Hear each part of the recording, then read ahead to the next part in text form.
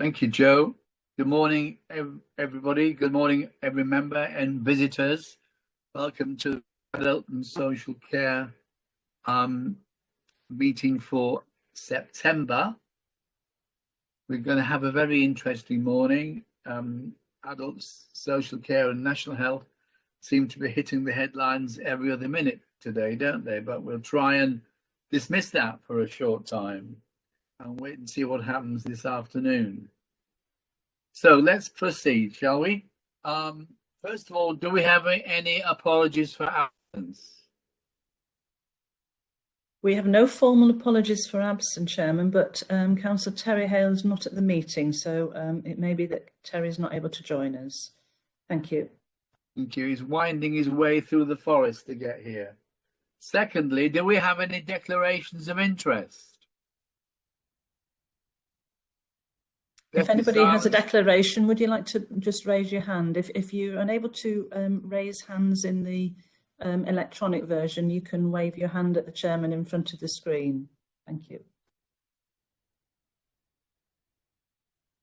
Seems like we don't have any declarations of interest, Joe. I can just remind members that if you did want to raise your hand electronically, there's a symbol at the bottom of the screen, just to the right of the record button. And if you press that symbol, you can raise and lower hands. Sorry, Chairman, thank you. Smiley face? Yeah, it is. Okay, thank you. That's the one, yeah. We then come on to minutes of the meeting held on the 6th of July.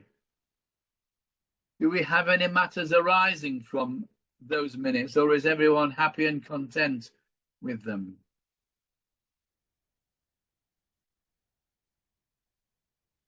Mark, was that a thumbs up, or was it a... That was a thumbs up. Yeah, okay, thank you. So if everyone is happy with those minutes, we'll proceed next to item number 4. Which is a report from the Gloucestershire Safeguarding Adults Board. And I'd like to introduce Paul Yateman, who is here in the middle of the Forest of Dean by looking at this picture. And Sarah, his assistant, who will help him through. So, Paul. Yes, thank you. Your presentation. Thank you, Chairman, and good morning, everybody, and thank you for the invite to today's meeting. I'm here along with Sarah Jasper, Head of Safeguarding, to present to you this year's Gloucestershire Safeguarding Adults Board annual report, which covers the year ending the end of March of this year. As you're all aware, the Care Act 2014 put Safeguarding Adults Boards on a statutory footing in March 2015. Requiring each local authority to set up a Safeguarding Adults Board, albeit in Gloucestershire, we've had a board in place since 2009. The main objective of Safeguarding Adults Boards is to assure itself that local safeguarding arrangements and partners act to help and protect adults in its area who meet the criteria set out in 42 of the Act, which is very specific. So it applies to an adult 18 or over who has needs for care and support, whether or not the local authority is meeting any of those needs and is experiencing or at risk of abuse and neglect, and as a result of the care needs, is unable to protect themselves from either the risk of or the experience of abuse or neglect. So we're talking about a very particular cohort of individuals. Adults who may be the focus of safeguarding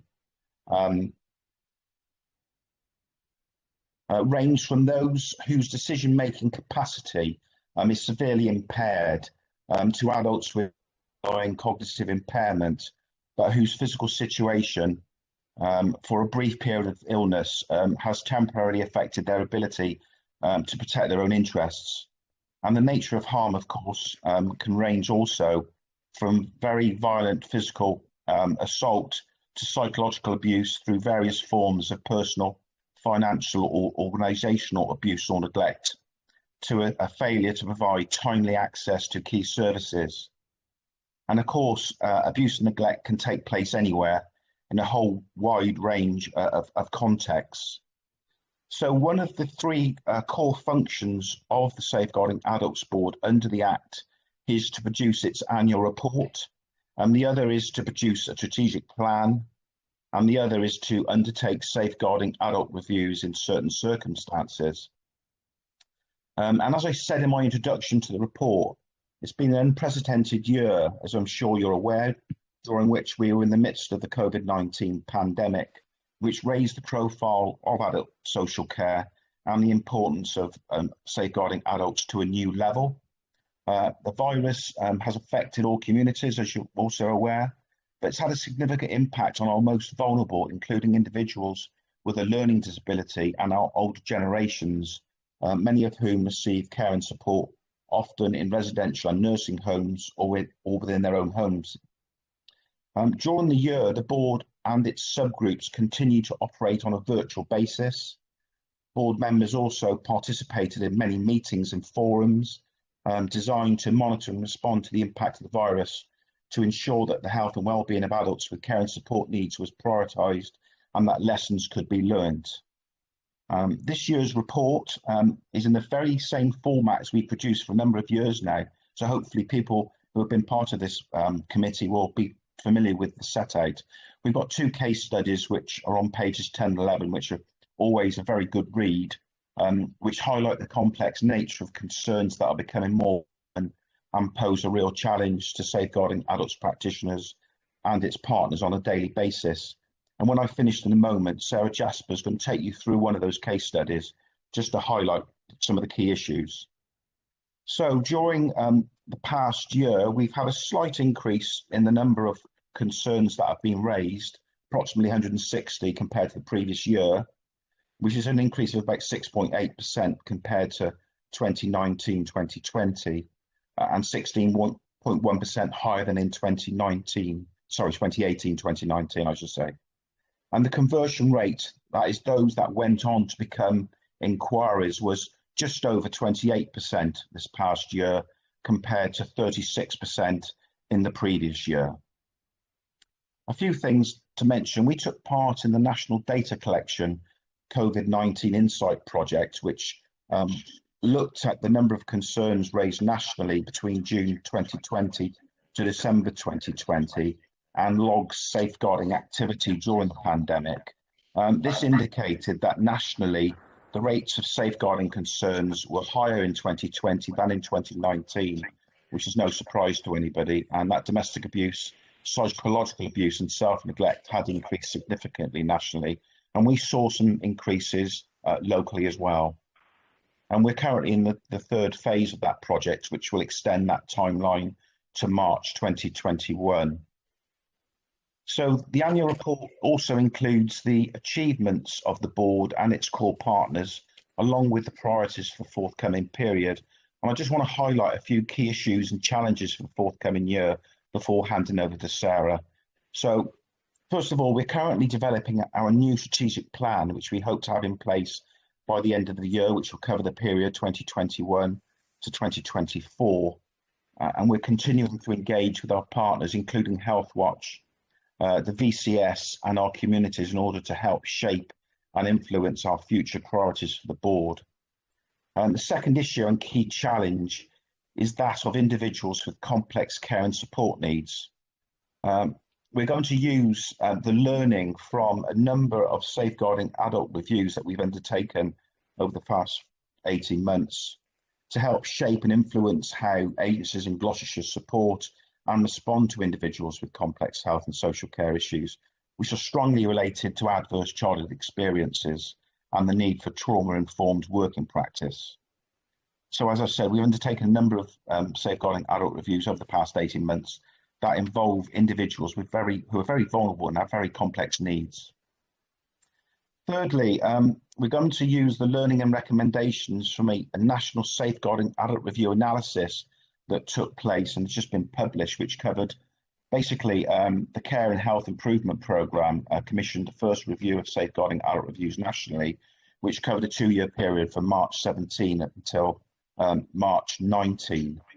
And we're going to use the findings from that in order to ensure that we commission and conduct quality reviews and that we maximise our opportunity to learn from and develop good practices that provide better outcomes for individuals with care and support needs. Safeguarding adult reviews is a very, very key bit of work that all boards across the country undertake. In terms of COVID-19, we're going to continue to respond to the threat of COVID-19 and listen to issues that are raised by our communities who have been directly impacted upon the pandemic and have the opportunity to analyse and review its impact. And we hope to be able to analyse and maximise our response to and minimise the risk posed to some of the most vulnerable members of our community, especially those who are isolated or live in the many residential and nursing homes in our county. And lastly, we're always looking to enhance our voluntary and community sector links. We recognise the essential role that the voluntary and community sector provides in safeguarding. It's never been more evident than during the pandemic, and we want to continue with meaningful interaction with our highly valued, diverse and voluntary community sector within the county to raise awareness of adult safeguarding themes, reduce isolation and to reduce the risk of harm and to keep people safe.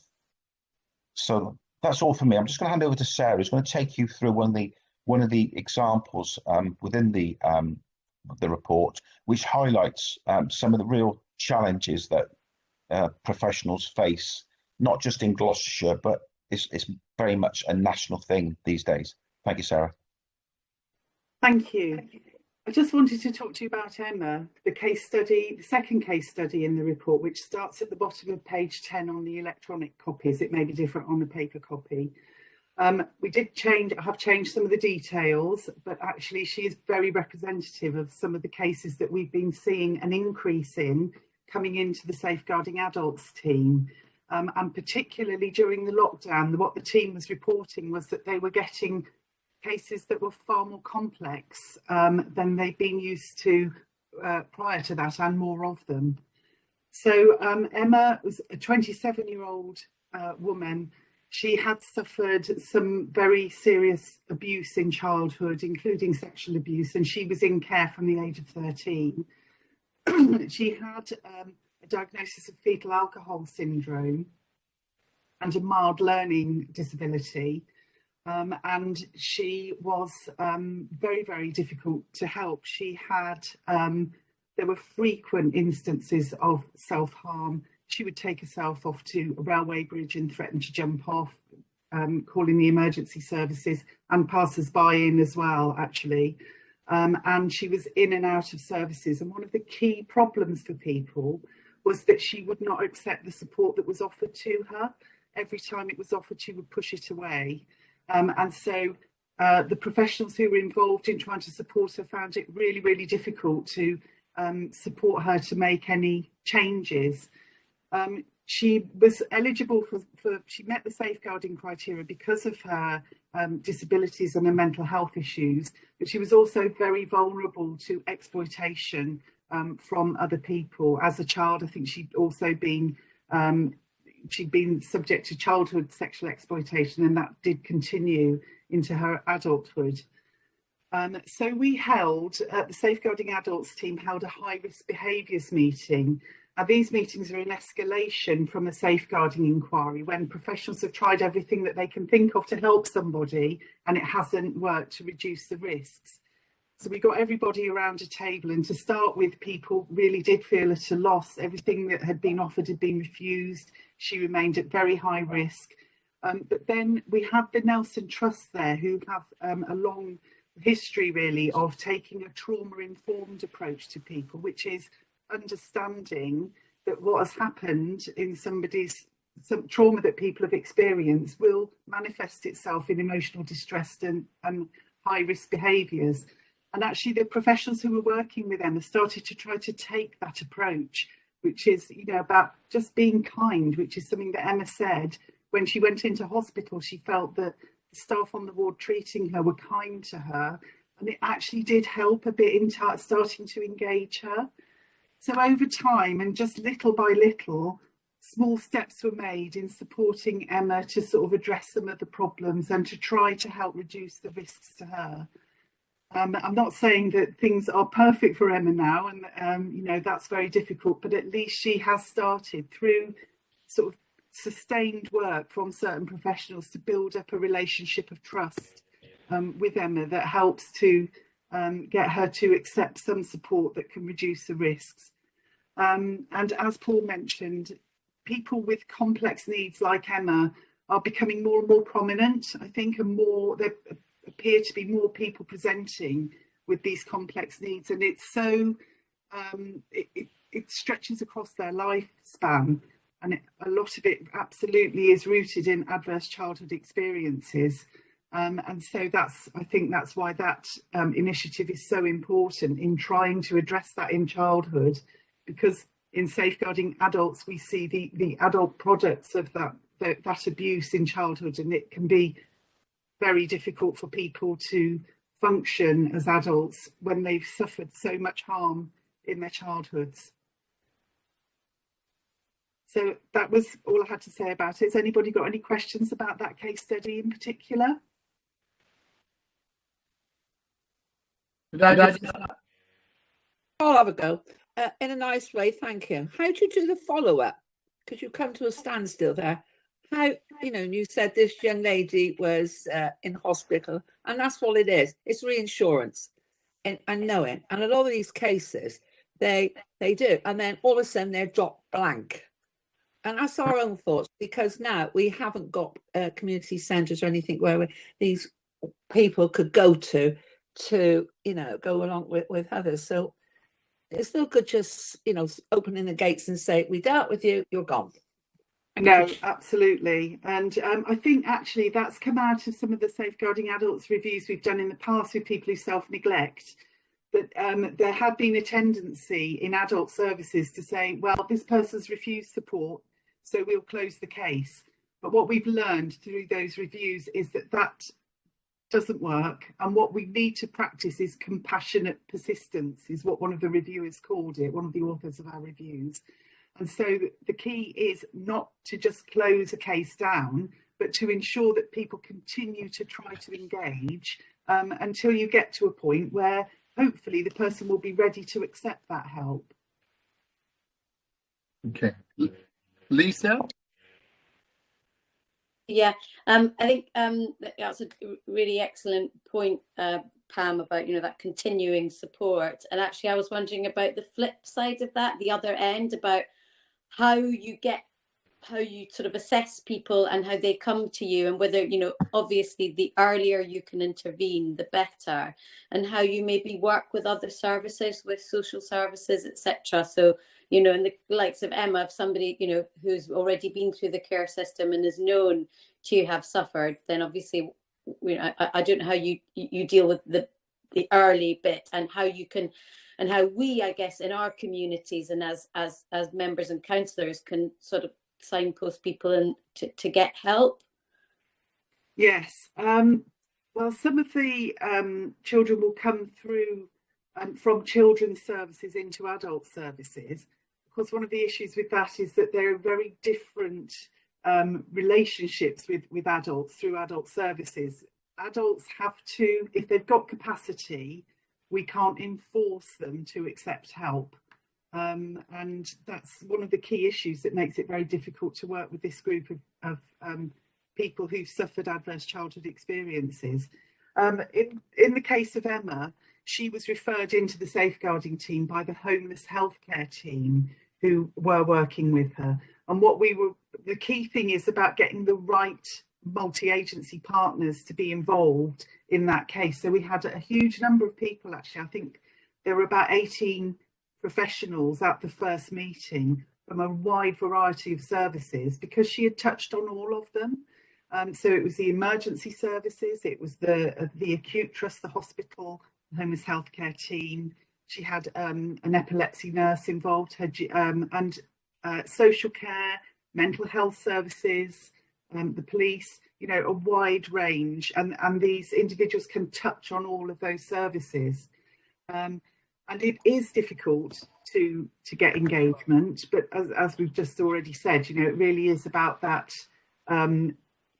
staying involved and trying to help. And in terms of what you can do with people in your communities, the support, I mean, if they are suffering abuse and neglect, it's absolutely a referral into the safeguarding team. And then what we will do is gather information about that person, which will involve contacting various different agencies to see if they're involved. If I could just add, I mean, one of the biggest roles for us really is to raise awareness in the communities about adult safeguarding, because it's like a dripping tap. If we turn it off, you know, that awareness will be lost over time. It's something that we're continually trying to strive to do better, and that's to spread the word of adult safeguarding more widely, to raise awareness of what constitutes abuse and neglect, and what members of the community can do if they suspect, you know, an individual is being abused or neglected. It's really, really important, and that will form part of any sort of strategic plan going forward, that we need to do that continually, and also amongst professionals as well, because, you know, we found with some reviews that we've undertaken that professionals on occasions don't submit a safeguarding concern when perhaps they should have done for whatever reason. So it is a difficult one, but certainly it's something that we're cognizant of, and through our communications and engagement subgroup, which is led by Matt Leonard, we're trying to do as much as we can at the moment to raise awareness amongst the VCS and the wider community. Thank you. Thanks, Paul. Suzanne wants to ask a question. Who's on mute? Oh, that's better. Yes, sorry, thank you. It's something I've raised previously and been told, oh, we can't do anything because they're an adult. But it's happened to me, not to me personally, but in my community, I've noticed a couple of times where somebody maybe they were vulnerable as a child, and they sort of grown up with their family, and the family basically has sort of moved on, died, whatever, and this person has then ended up inheriting a property. So to everybody, they're just fine, they're okay, they've got a house and everything, but they are not capable of keeping that house in a reasonable state. I mean, there's a house just around the corner from me, and it's had absolutely nothing done to it in donkey's years.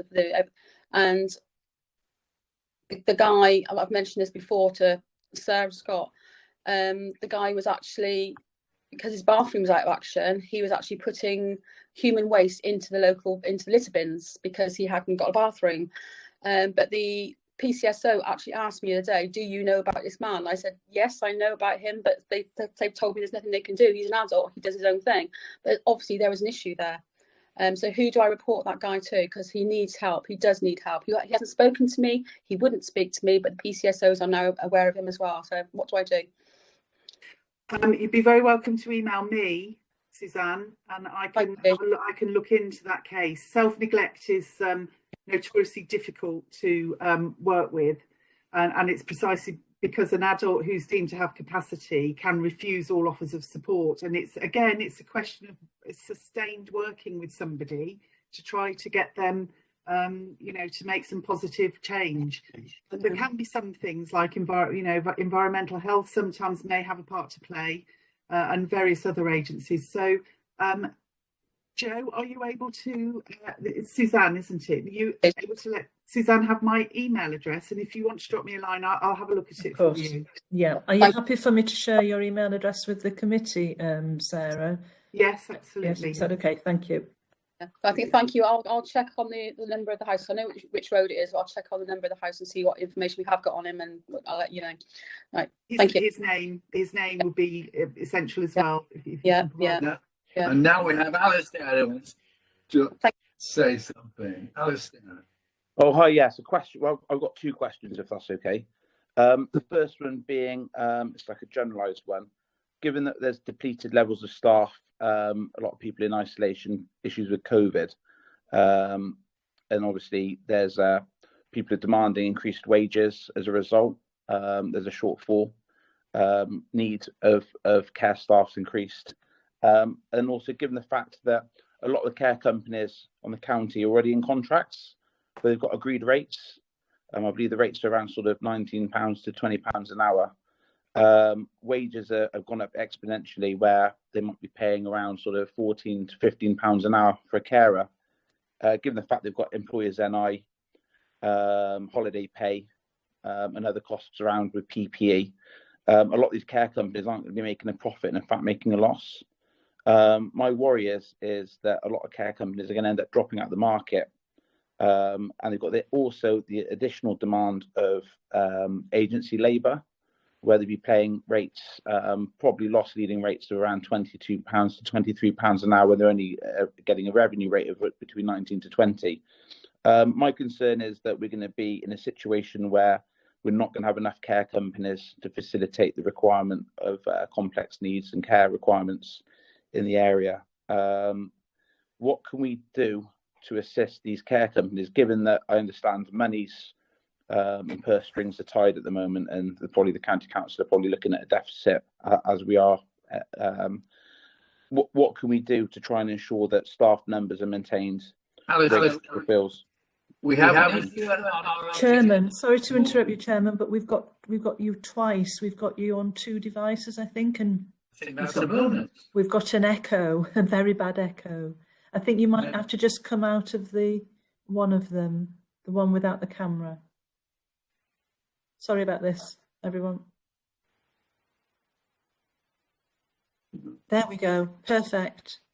We've just got the one. Alistair, we have an item on our agenda called managing the market, and that is in fact the subject there is how we manage the situation in the social care market, where we have people, companies, organisations who could well be going out of business. So that's been dealt with much closer focus later on in the meeting, if you wouldn't mind. No problem. I'll hold fire on that one. Yeah. Thank you. Then my other item is a situation of a complex care person that I'm aware of. They were through the county council care. They've been receiving care, and I've noted that their development's improved.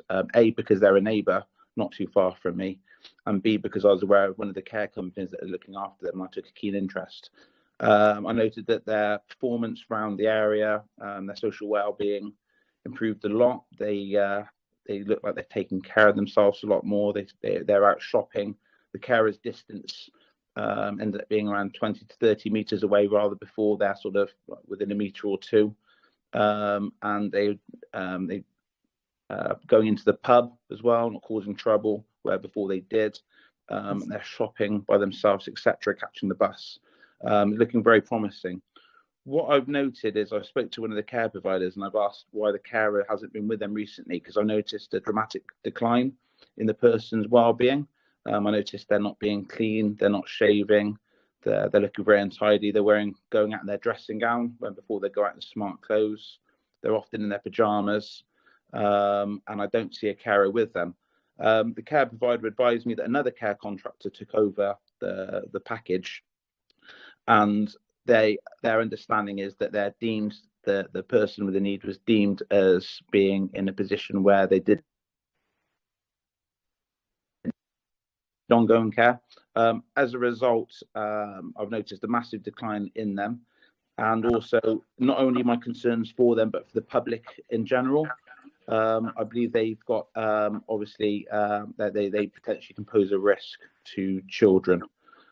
So I think this needs to be looked into, and I was just wondering if I could have an advice on what's the correct lines to follow when reporting, and what the timescale should be on hearing back from issues, if that's okay, with regards to this. Thank you. Okay. Sarah, you've got your hand up. Did you want to comment on that?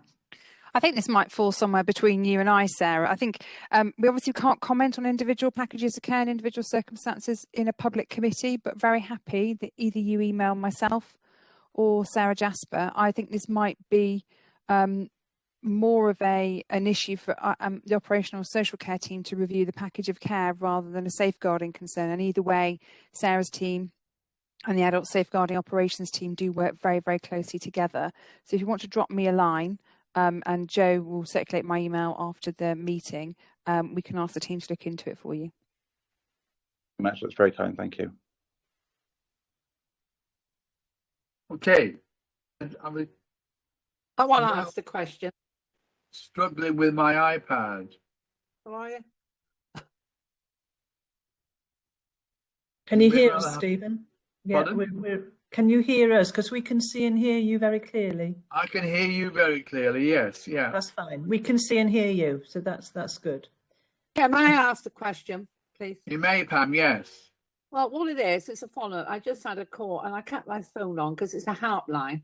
I have a lady, like Susan's case, an adult, and she just rang to say this guy's following her. She lives in property in Westgate, City Homes. We've been, and I've also been dealing with Canny Nicolay Alfie, the vicar as well. She lives in this flat, and the guy up above, she's got this thing where she thinks he's pouring paraffin down her drain and all sorts of things, and she can't sleep at night and blah blah blah, and she's really got a case. So I dealt with her. We've had City Homes down there, checked all the pipework, everything's fine as such. I seen her, obviously Nikki and I have been dealing with her, and then I've been dealing with City Homes team as well. But anyway, cut a long story short, I seen her in church. I said, "How's it going, Jeanette?"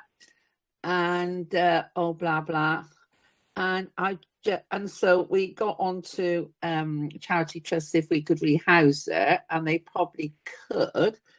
I know she's not playing a trick to move out, but she's obsessed with this guy up above. I have spoken to him. Blah blah, and now I've just had this call come through now, and she said she went out and he's following her. What do I do? We've had everyone on it, the police, everyone. So is she a case which needs to come to you or refer? Or... Again, it's difficult to comment without knowing more information, and the question is, has she got care needs? No. So that she may not qualify for the adult safeguarding process. This is it. Where do you draw the line? Yeah, it is difficult. A guy who sits in the bath all the time, you probably see him walking around town, but he won't take no help and goes out ringing wet. I sometimes think, what the hell am I doing? I can't get help, and I'm very frustrated. I've got the cathedral involved now. None of us seems to come up with a solution. Yes. Yeah, it can be very difficult. I love you to come. Yeah, I took a new housing officer around there, and it is very, very, sometimes you've got to live in the real world. You've got to be outside on the streets and do secret shopping and everything like that.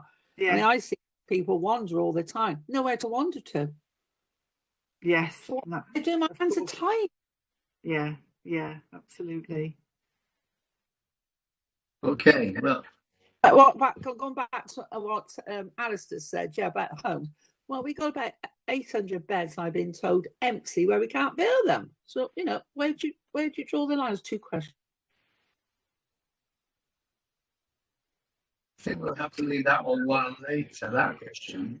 If Sarah and Sarah are happy, I will share email contact addresses that if you feel that the issue is relevant and that you would need some advice, even if the advice can't come from the people here at the meeting, they may be able to point you in the right direction with a little bit more detail on who to contact. So if Sarah and Sarah are happy with that, I will share your emails with everyone. Share all what you say, Jo, and you're brilliant.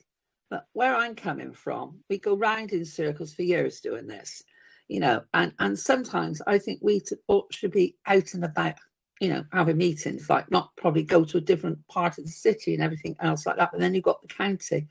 You only got to go out the shower all door, and you'll see these vulnerable people.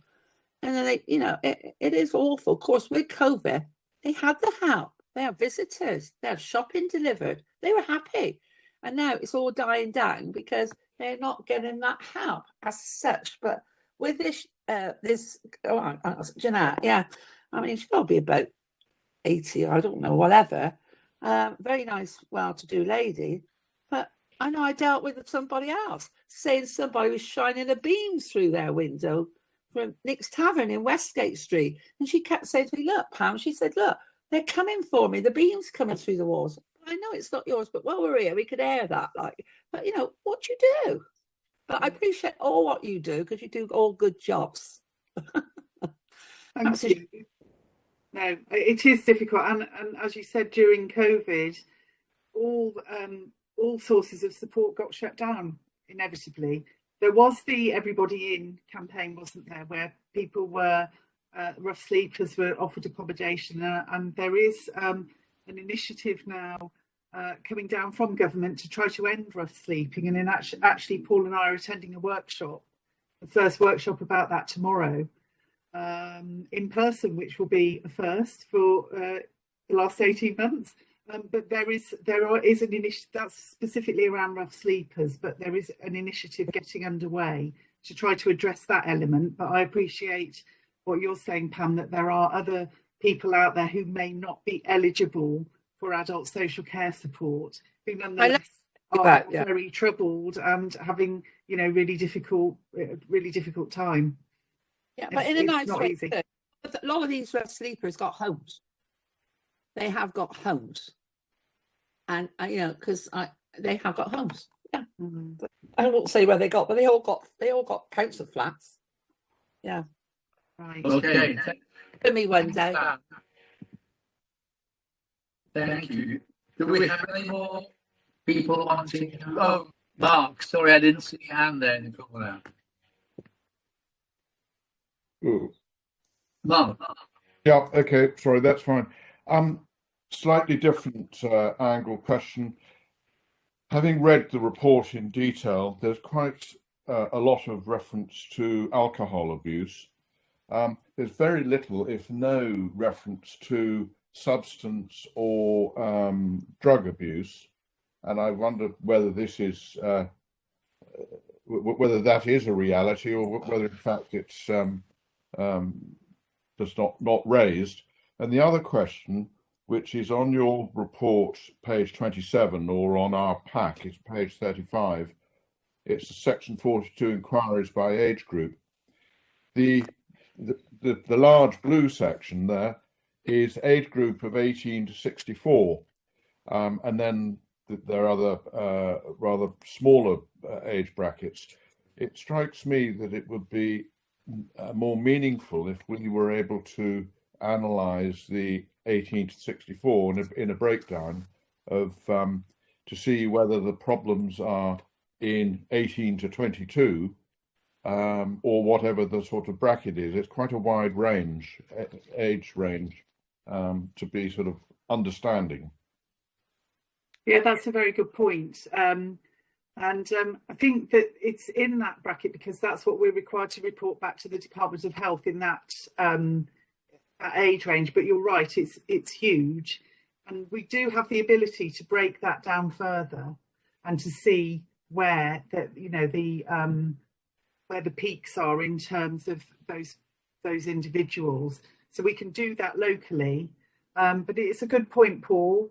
I don't know, maybe for the annual report it could be broken down further. Yeah, I think it's a very good point. I think it would be beneficial to do that. As you say, if we've got the technology to do that, then I think we should, because it is a very, very wide age group, isn't it? And in terms of substance misuse and alcohol, it does feature a number of safeguarding adult reviews.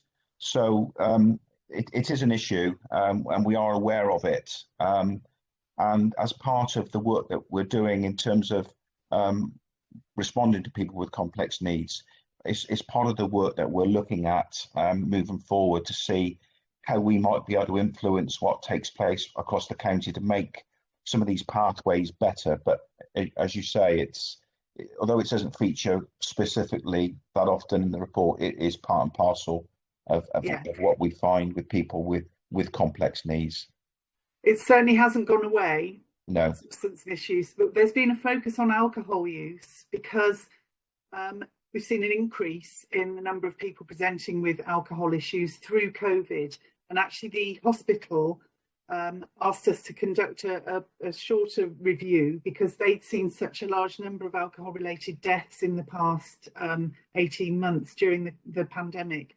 And that has been reported nationally as well. There's been an increase. And so that's why it's had a bit of a focus in the last year. But certainly substance misuse is still very much an issue as well. Yeah. Okay, does anyone else want to ask a question, make a comment? Okay, well, thank you, Paul. Thank you, Sarah. A really interesting presentation, which shows the challenges still go on. And I suppose that when we return, as people say, back to normal, those challenges will still be there, maybe in a larger form. So we have to work harder if that's possible, but certainly work smarter. Yes, absolutely. Thank you very much indeed. Yes, very much so. Thank you very much. Thank Goodbye, you. everybody. Bye-bye. Goodbye. Thank you. Bye-bye. So we now come on to item number 5, market management overview. I guess, Sarah, are you going to do this? She is, yes. So away we go, Sarah, talking about how we manage the market in the local care market, which is becoming more and more urgent and relevant. Thank you. It is. Thank you, Chair, and especially relevant today with the impending announcement about the future funding of adult social care, which of course I can't really comment because I don't really know the detail of it, but I think certainly will give us lots to think about over the coming days and weeks. So you've got quite a lengthy paper in front of you today, and this is quite a complex subject. Some of the issues Alistair's already alluded to, which I hope we've covered in part in the paper. So I won't go into any detail because I'm assuming you've read it, but I'll just draw your attention to some key points. So on the first page, we introduce our legal duties. They're clearly very important. So the Care Act that came in 2014 introduced some specific duties that we must not only meet and fund the needs of people eligible for our care, but we also have to work with the market, because we want a market that offers sufficient quality and choice and sufficiency of provision. So we have to make sure we've got a market that's able to meet the needs of our population. And that's our legal duty. And also it extends beyond those for which we're responsible for commissioning care, because obviously we've got an awful lot of people in our county that fund their own care. So we've got a responsibility for the entire market. And sometimes we're having to do this work without actually truly having any good intelligence about the numbers of self-funders out there or the type of care they require. And that obviously presents some challenges. So the report also touches on the introduction in terms of our statutory duties around our duty to improve the quality of care, because obviously we want safe, good quality care for all of our residents. That clearly is one of our initial aims, and that comes under the Health and Social Care Act 2012. It outlines the issues around care in relation to people with a learning disability and or autism under the Transforming Care programme. And then finally, it gives a short introductory paragraph on the top of page 2 around what adult social care is. I think it's quite important to dwell upon this, so I'm going to go over this. And so it includes personal care and practical support for adults with a need. And that could arise from old age, frailty, physical disability, a learning disability, or physical or mental illness, as well as support for their carers. So that in itself is quite a huge breadth of provision. And we're a large semi-rural county. We've got, I think on average, we support around 26,000 people a year through adult social care. But we purchase our care from a wide range of different settings. So we've got private sector and those traditional residential care or nursing care that you might be familiar with, but also in view of, and we touched upon this in our transformation section later on in the report, it talks about how we're wanting to respond to people's wishes and demands in terms of better care in their own homes. So people want to stay in their own homes for as long as possible, as that brings into to play the domiciliary care market as well. So as we move through the report, the key messages on pages 2 and 3 talk about some of the aims that we have around the range of care we want to deliver, the type of care. I've already said we want it to be safe, we want it to be sustainable, we want it to be of good quality. It talks about how we work very closely with the integrated care system, so the group of local NHS trusts that work very closely with the county council, because health and care aren't are inextricably linked. We want to also support the workforce. It's been quite widely reported about some of the challenges in terms of recruitment into the social care workforce, but we want to work with our social care market to grow and support a skilled and sustainable workforce that is able to meet the growing needs and the changing needs of the people in our county. We want to obviously offer our care offer in relation to it's got to be sustainable in relation to the financial envelope that we have available to us. So the report also talks about the national picture and the change that we're expecting to see in our population over the next few years. And this is really important because this changes over time. So we also touch upon the pandemic and the impact that's had on the care market, and also people's wishes in terms of what sort of care they want to receive and how and where they want to receive it. So in terms of Gloucestershire, we've estimated 25,400 people having a long-term illness or disability that limits their day-to-day activity. So that's predicted to rise to 39,000 people by 2030, so another 19 years. And the numbers of people with physical and learning disabilities are projected to also rise significantly over the same period. And you've got some data on page 4 in terms of our projected population change. But ultimately, and we know this through the work we've done on Vision 2050, that our older age population is projected to increase whilst our working age population is projected to decrease, which obviously presents some problems for us. So I mentioned the pandemic. We're still in the pandemic, but we know this has had a profound impact on the care market. We've seen changes where people are less likely to want to go into long-term care provision. We saw, very sadly, a large number of deaths in our care sector, certainly in the first wave of the pandemic, and then that's been widely reported through previous scrutiny committees. But it also has had an impact on our on the sustainability of our care market, on the workforce, on a whole range of factors. And at the moment, it's almost too soon to be able to fully understand the true impact of the pandemic on the care sector. But we are actually trying to map that, and part of some South West regional work, trying to understand what the impacts are going to be. Alistair mentioned the impact of PPE and funding on the care market. There have been lots of government grants to support the care market during the pandemic. We provided an initial top up for the first 6 months of the pandemic. We were, I think, one of the very few places in the country to offer 6 months worth of financial support. Most areas offered 2 or 3 months. We offered 6. And there've been a succession of grants offering additional funding to meet the costs of PPE, meet the costs of additional infection prevention control measures, whether that be the cleaning materials themselves or staff to actually do the cleaning, additional funding to support the extra testing that's carried out in care homes now. So lots of funding grants there that have helped, but come with some quite strict requirements associated with them, sort of quite strict conditions.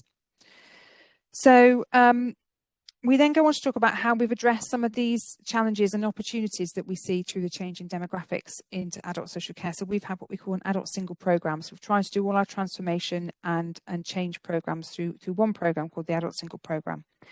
Because we recognise it involves changing how we commission, how we buy our care, but also how we deliver our operational social care services as well. And we changed the way we deliver operational social care services by introducing something called the ThreeTier Model. And I know this is actually on the agenda plan for our next session in November, but it felt helpful to include it in this paper because it's really directly relevant to how we commission and deliver care across the county. So the ThreeTier Model talks about how we make the best use of a limited care resource within the county, but also listens to what people and their families, their carers want from an adult social care service going forward. And what we heard was that people wanted to have a choice. There was a lot of evidence to suggest that strengths-based approach that's based on what can you do, what can you access in your community, and what would you like to do, rather than just do an assessment and see what package of care fits and whether entrance to a residential or nursing care placement is possible. And this has seen a lot more people stay in their own homes, remain independent for longer. So the three-tier model pretty much starts with, tier 1 is helping you to help yourself, remain as independent for as long as possible. Tier 2 is around being there, helping you when you need it. So that might be some short-term input. Perhaps you've had a fall, perhaps you've been ill, and to get you out of hospital and to get you back to independence as soon as we can. And that might be a short-term package of care, something we call reablement, some therapy, some occupational therapy or physiotherapy to get you back to living as independent as possible, but also linking you in, as we did in Tier 1, with those voluntary community sector services in the community. And Tier 3 is around where you might need longer term support. So it might be around going into a care home or a nursing home facility because your care needs have reached the stage when actually you can't quite manage at home. So I think on pages 46 and 47, we begin to talk about care homes and that oversupply. So we know that we've got a large rural county, and we know that supply is not spread evenly across the county. So in our more urban areas, we've got a slightly oversupply of care home beds. The figure varies, but around a figure of 1,000 extra beds in the county can be empty at any one time. Now, previously, there's been an assumption that it's inevitable to enter a care home later in life. We don't believe that's necessarily the case, and we want to give people the choice to live in their own home for as long as possible. One of the issues we have is about the type of care home bed and the location. So as the report says, we have an overproliferation in the urban areas, not enough in the rural areas, but it's a type of care home bed. So we know from our analysis of the data that we will need more nursing home beds. In the future, we'll need some more beds for advanced dementia, because we're likely to see an increase in dementia across our population, but also more specialist needs and more complex care, neurological needs, things like that. So having a residential care home necessarily in your local town is not necessarily the answer, because we have to match up the needs of the individuals with the ability of the care homes to respond to those needs. So in order to meet our statutory duty of managing the market, we now have to think, well, how do we look at this overproliferation of beds? Some of them are not in the type of homes that offer the facilities that people now expect, things like ensuite facilities. Quite often we need care homes that have facilities that can change in terms of and adapt to people's ongoing needs. So there's some work to do around how we might work with the care sector to respond to those changing needs. How can we support care homes to provide the level of care that we need to buy from them to meet the needs of our population? And then we come on to domiciliary care. So obviously, if we're going to see less people going into care homes, we're going to need more care in the community, and this is in the form of domiciliary care. So our requirement and our demand for domiciliary care has been steadily increasing year on year. And again, we find it sometimes difficult to have a consistent offer across the county. It's challenging. So it's much easier to get domiciliary care packages in our more urban areas, but places like the Cotswolds are more challenging. So there's lots of work going on around how we could buy domiciliary care in a different way. We do offer the national living wage. We work with dom care providers to ensure that we do offer a fair rate. So I'm interested in some of Alistair's figures, and perhaps we need an offline conversation about those, Alistair, because they're not figures that I recognise from some of our dealings with our integrated brokerage team. And you'll see on page 49 that we're actually working on a Southwest programme to understand a more efficient model using artificial intelligence of allocating domiciliary care across the county to reduce duplication and waste. And that situation, we might have two different providers providing packages of care to people on the same street. How could we be more efficient in how we deliver that? And then finally, at the end, it talks about some of our key challenges. So COVID, I've already mentioned COVID, has challenged us in terms of the operational delivery, but also in terms of what do we need for the future and how might we work with the market to respond to that. Demand and what type of care is demanded going forward and how we best meet that. Supply. And I've already mentioned we've got an oversupply of some types of care and challenges in finding things like dom care in some parts of the county. Workforce. This is not a new issue. For many years, I don't think that the adult social care workforce necessarily has been seen on a par with the healthcare workforce. We have had recruitment challenges. We need to make sure that care is seen as a career and something you can go into and work at different levels and is flexible, and we need to attract people to that. And I've mentioned our Proud to Care work there, which is our programme to try and improve our recruitment and retention into the care market. And then finally, legislative and financial change. Well, that's probably all going to change today, isn't it? Because we're expecting a national announcement. So we probably need to bring you back an update on what that national announcement means for Gloucestershire going forward. So I'm happy to pause there and answer any questions that you might have. Thanks, Sarah. I think that Alistair wants to ask a question. Alistair? Hello, how you doing? You all right? Yes, thank you. So I'm in a bit of a loud environment at the moment. Yeah, so my question is in the short term, before we find out obviously what the government's liabilities are and how they're going to deal with it, with regards to the increase in care costs available, is there any contingency amount set aside for the county council to help facilitate shortcomings, whether it be a loan care companies can pay when they're in a better financial position, or some sort of short-term financial support? So as I mentioned, there's been quite a lot of additional financial support for the care sector. I think we actually provided quite a detailed update in the last Scrutiny report on the various grants that have gone out to the care sector, and also quite a lot of bounce back loans and national support from central government. So I think we will be looking to understand if a particular care agency was having some difficulty, how they've made use of the existing COVID offer from the government, have they accessed all the grants that we currently distribute to the care sector. I don't think we're in the position to offer additional financial sort of bridging facilities at the moment. I think if you've got a particular domiciliary care provider in mind, I'm happy to have an offline conversation. I don't think it's appropriate to name names in a public meeting like this. I think it could be potentially damaging and very concerning for people that are perhaps already receiving care from that organisation. But we clearly do not want to see care companies fail because they provide care to our most vulnerable. But and perhaps an offline conversation would be more helpful. Thank you very much, Sarah. Also, another point to add to that, if that's okay. There's a few care companies I know that are setting up that used to work for other providers that are in the early stages. Is there any sort of assistance with them to help them fast track? So they've got, I know a couple of companies, they've probably got about 13, 14 staff available. One of them, the other one's probably got around 15 to 20. And at the moment, they're all in limbo.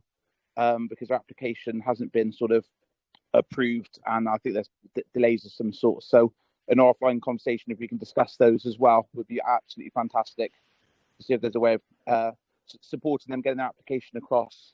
So application to whom, sorry? County council to become a provider.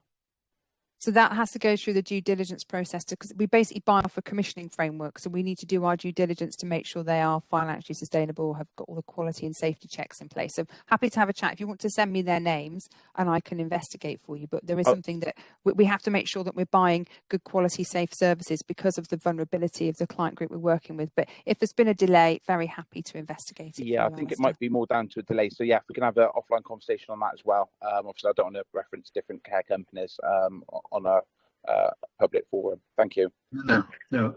Steve Williams. Sorry, Steve. Yeah, thank you, Chair. Thank you, Sarah.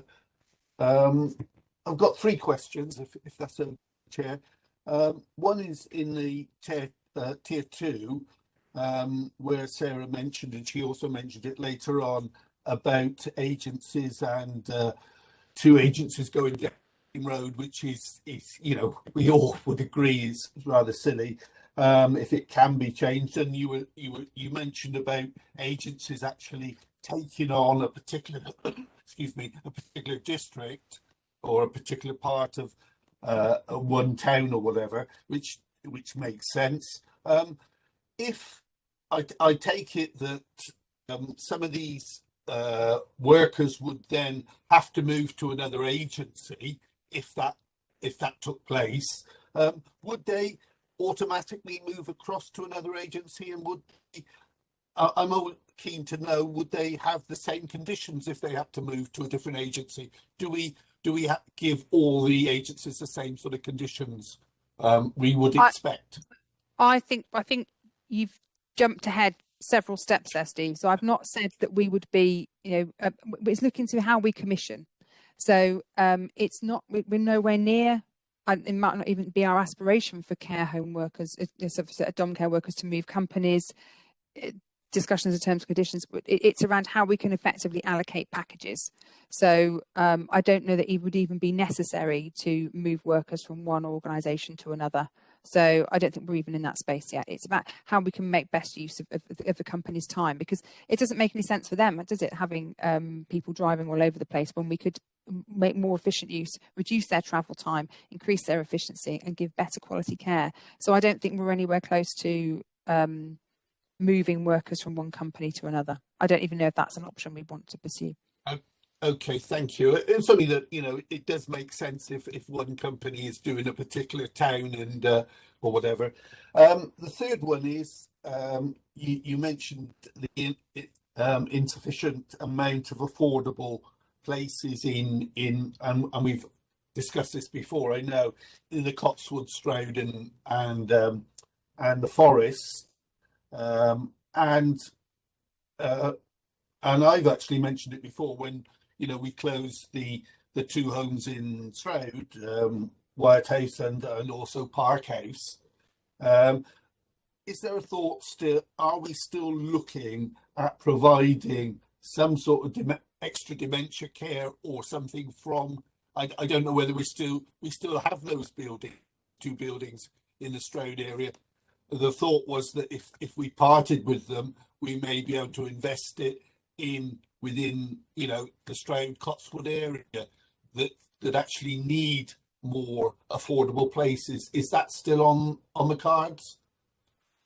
So I think it's not just about where we've got the gaps, it's about what type of care we need. So it could be, for example, we might have lots of residential beds, but actually what we need is specialist dementia beds. So we don't need the X number of residential beds we've got. We need a different type of care.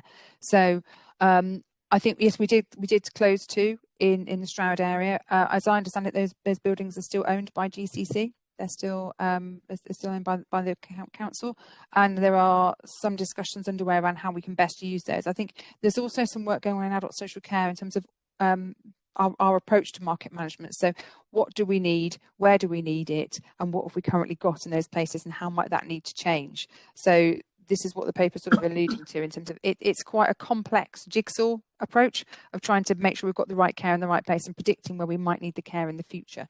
So I don't know that we could confirm whether there'll be additional dementia places, dementia beds, either created or created, I suppose, in the Stroud area at the moment, because it's part of this ongoing work.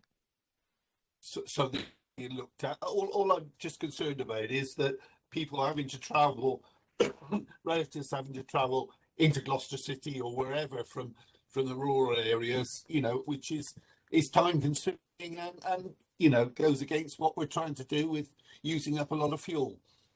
It absolutely does, and I think that's part of this work in terms of understanding what we need, when we need it, and how we then move to a place where people have to have that care in their community. That would be always be our aspiration. But I think, as you've seen from the report, sometimes we have to place people outside of county, which clearly is not helpful for relatives or the individual involved. So yeah, there's still lots of work to do. I'm not presenting this as the finished article at all. It's almost a four-dimensional dilemma, isn't it? Yeah, we've got to handle it. Stephen, could I just ask one more on the workforce? And then, you know, you say in the report that it's small and it's changeable, and we do know for different reasons for that. But am I right in thinking that there's and I see it in the press that there's 12% of the care workforce that still have not taken up the vaccine? Is that going to be a problem in Gloucestershire?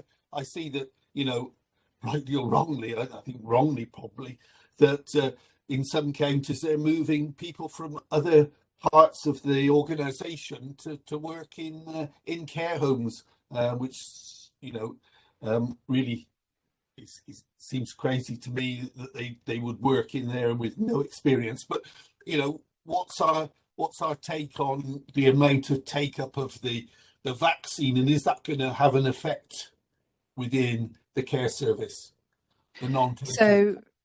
So we work very closely with Gloucestershire Care Providers Association to understand from their members what are the challenges in trying to persuade people to become vaccinated, and what can we do to try and support those members of staff to come forward to be double jabbed. There's an update in the public health paper on this. So we have until the 16th of September if you've not had any vaccination at all to get your first jab. And the local NHS trusts have been very flexible in putting on lots of drop-ins and trying to be amenable as possible to make sure that vaccination is accessible. In terms of what the impact so at the beginning of July, I think when we first mapped this, based on the information we had, between 7 to 9% we thought best on the data we had available were not fully vaccinated. 7 to 9% of the total workforce population, and we know that's decreased.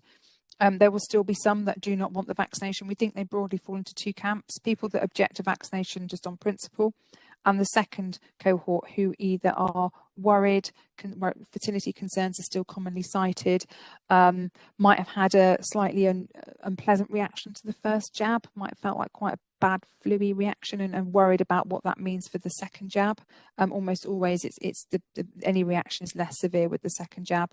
People are still probably a bit worried about the risk of blood clots, so I think the evidence on that is fairly clear.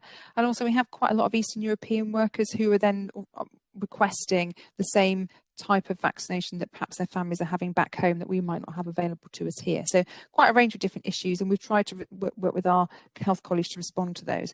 This will mean that some people exit the care home workforce, and it is deeply worrying. We're doing our own work for our county council staff who work in care homes to try and ensure that we've got all of our staff vaccinated. We're not at the position at all to try and move county council staff into care homes. I don't think we have the skill set, we don't have the spare staff. There is an option to try and move those that do not want to be vaccinated into the dom care workforce because they're not yet currently required to be vaccinated, but that may change in the future. So it is really worrying. We've got a team working on this. We've got a team ringing around the care homes trying to see what else we can do to support, trying to get some more accurate data, because of course this changes all the time. So that is a particular concern, but we are working very hard to support the care sector to give them what they need. Thank you. I think that to lose carers because they don't want to get a vaccination is a tragedy. It really is. But if that's what happens, that's what will happen. Yeah. Okay, now who else has got their hand up? Mark, you've got your hand up? Thank you, Chair. It wasn't to ask Sarah a question, but to pose an observation for the meeting's awareness that on page 41, it talks about the growing population of over 65s. And it's to share with you that generally for the fire service, over 65s represent a 16 more times likely chance of having a fire or being a fire death or injury in their home. So just explaining the pressures where adult social care also links very much to the fire service, that we need to be aware of that growing demographic change and make sure we can support communities and make people safer in their home if they're going to live longer independently. Yes. So thank you. Yep, thank you. Do we have any more questions or comments to Sarah on market management? I'd also like to say thank you to Sarah for a wealth of depth information, and it's something we're waiting to hear to come out this afternoon. But I really do appreciate all what you do for us, Sarah. I don't know when you have a holiday or have time off, but we're lucky to have you. So I hope you've had your 2 injections because we don't want to lose you. Thank you. Oh, I've absolutely been double jabbed, Pam. Thank you very much for the kind words. And I do make sure I get some breaks every now and then. And thank you. I think we will obviously have to digest what comes out this afternoon, and perhaps at the November meeting bring you an update in terms of what we know so far and what that means for the council. Definitely. That does bring us on, doesn't it, to number 6, Adult Social Care Report. Your part 2 presentation, Sarah. Afraid you've got me again. Some of this has actually been covered in quite a lot of detail actually, and very succinctly by Sarah earlier on. So you've obviously had the adult safeguarding report, and they both talked about the safeguarding adults reviews and the complexity that we're now seeing in the people where we're undertaking safeguarding adult reviews. And so there's probably no need to linger on that, but just to say, I think that's quite an interesting piece of work that's involving adult safeguarding, the public health team, because they're remit in drugs and alcohol, and working with the homeless and domestic abuse, as well as colleagues in the police and the health sector as well. So there's an ongoing piece of work thinking through how we could support these most complex individuals in our system. I think they mentioned the adult safeguarding roadshows, which have been really, really well received. And this last part of this report was really in relation to the action from the last meeting around the Park Home project. There was a request for some more detailed information, which we've provided here. So I'm happy to pause there and take any questions. Do we have any? Kate? Very much. Yes, thank you for including the report. It was really interesting. I'm just wondering what's going to happen next on this, because I did note that Tewkesbury has the highest number of park homes. I think it was 572, and only 22 of them received or were part of the project. And I know that there were certain criteria, so perhaps not everybody fits into that, but that's 550 homes not included just in the Tewkesbury area. And it's only, I think I worked out something like 3.85% of the 2,224 homes. So, I mean, it's a brilliant start, and it's really good to see that the changes from the projects, that the massive changes it made to people's lives, and has helped them. And also I wanted to know, are we lobbying government to make sure that park homes are included in the energy performance certificate? Because it seems outrageous that they don't, when every other home, when you sell your home, you have to have an energy performance certificate. And obviously they are going to quite obviously fall really, really low in that. And there, as the report tells us, there's quite a lot of elderly people there with COPD and all sorts of poor health issues. So yeah, a couple of questions there. Thank you. So I don't feel best able to answer your questions, to be honest, because this personally this doesn't sit in my team. So I wonder whether perhaps either we ask Neil to come and do a short presentation to Scrutiny. We can certainly get the information you require. I can ask him for an update, but I'm not able to answer your questions, I'm afraid. So we can certainly ask the questions and get you the answers. I think, yeah, presentation by Neil would be excellent, wouldn't it? Yes, please. And also the lobbying for government, if we can make a note of that, because I think it's a really, really valid point. There's an awful lot of homes, and I'm not sure every park home is included, because I think it was only areas where there were at least 20 homes. If there were fewer than that, they weren't included. So it could be more than 2,224 homes in Gloucestershire, and I think that's quite a large number. So yes, please, a further report would be excellent. But it is a great start, really, and I think it's important because it shows how excellent, the work that was carried out has had an impact, a brilliant impact. So I would really like to see this go further, but I would like to know why it was so low in Tewkesbury in particular, and not just because I represent that area. Thank you. Okay, we'll see to that, Kate. Thank you. Who else has got there? Steve. Thank you, Chair.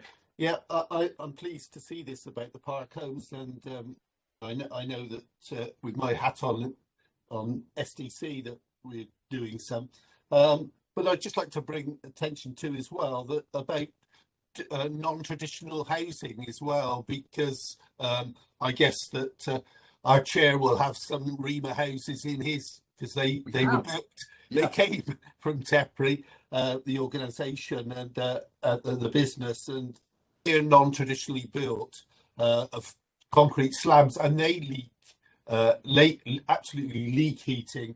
And I'm pleased to say in my own division that we have 64 of those houses that are being externally insulated at this point in time. They're working on them now. They're non-traditional, so people couldn't have mortgages, so luckily they couldn't be sold. So we have a whole estate of those.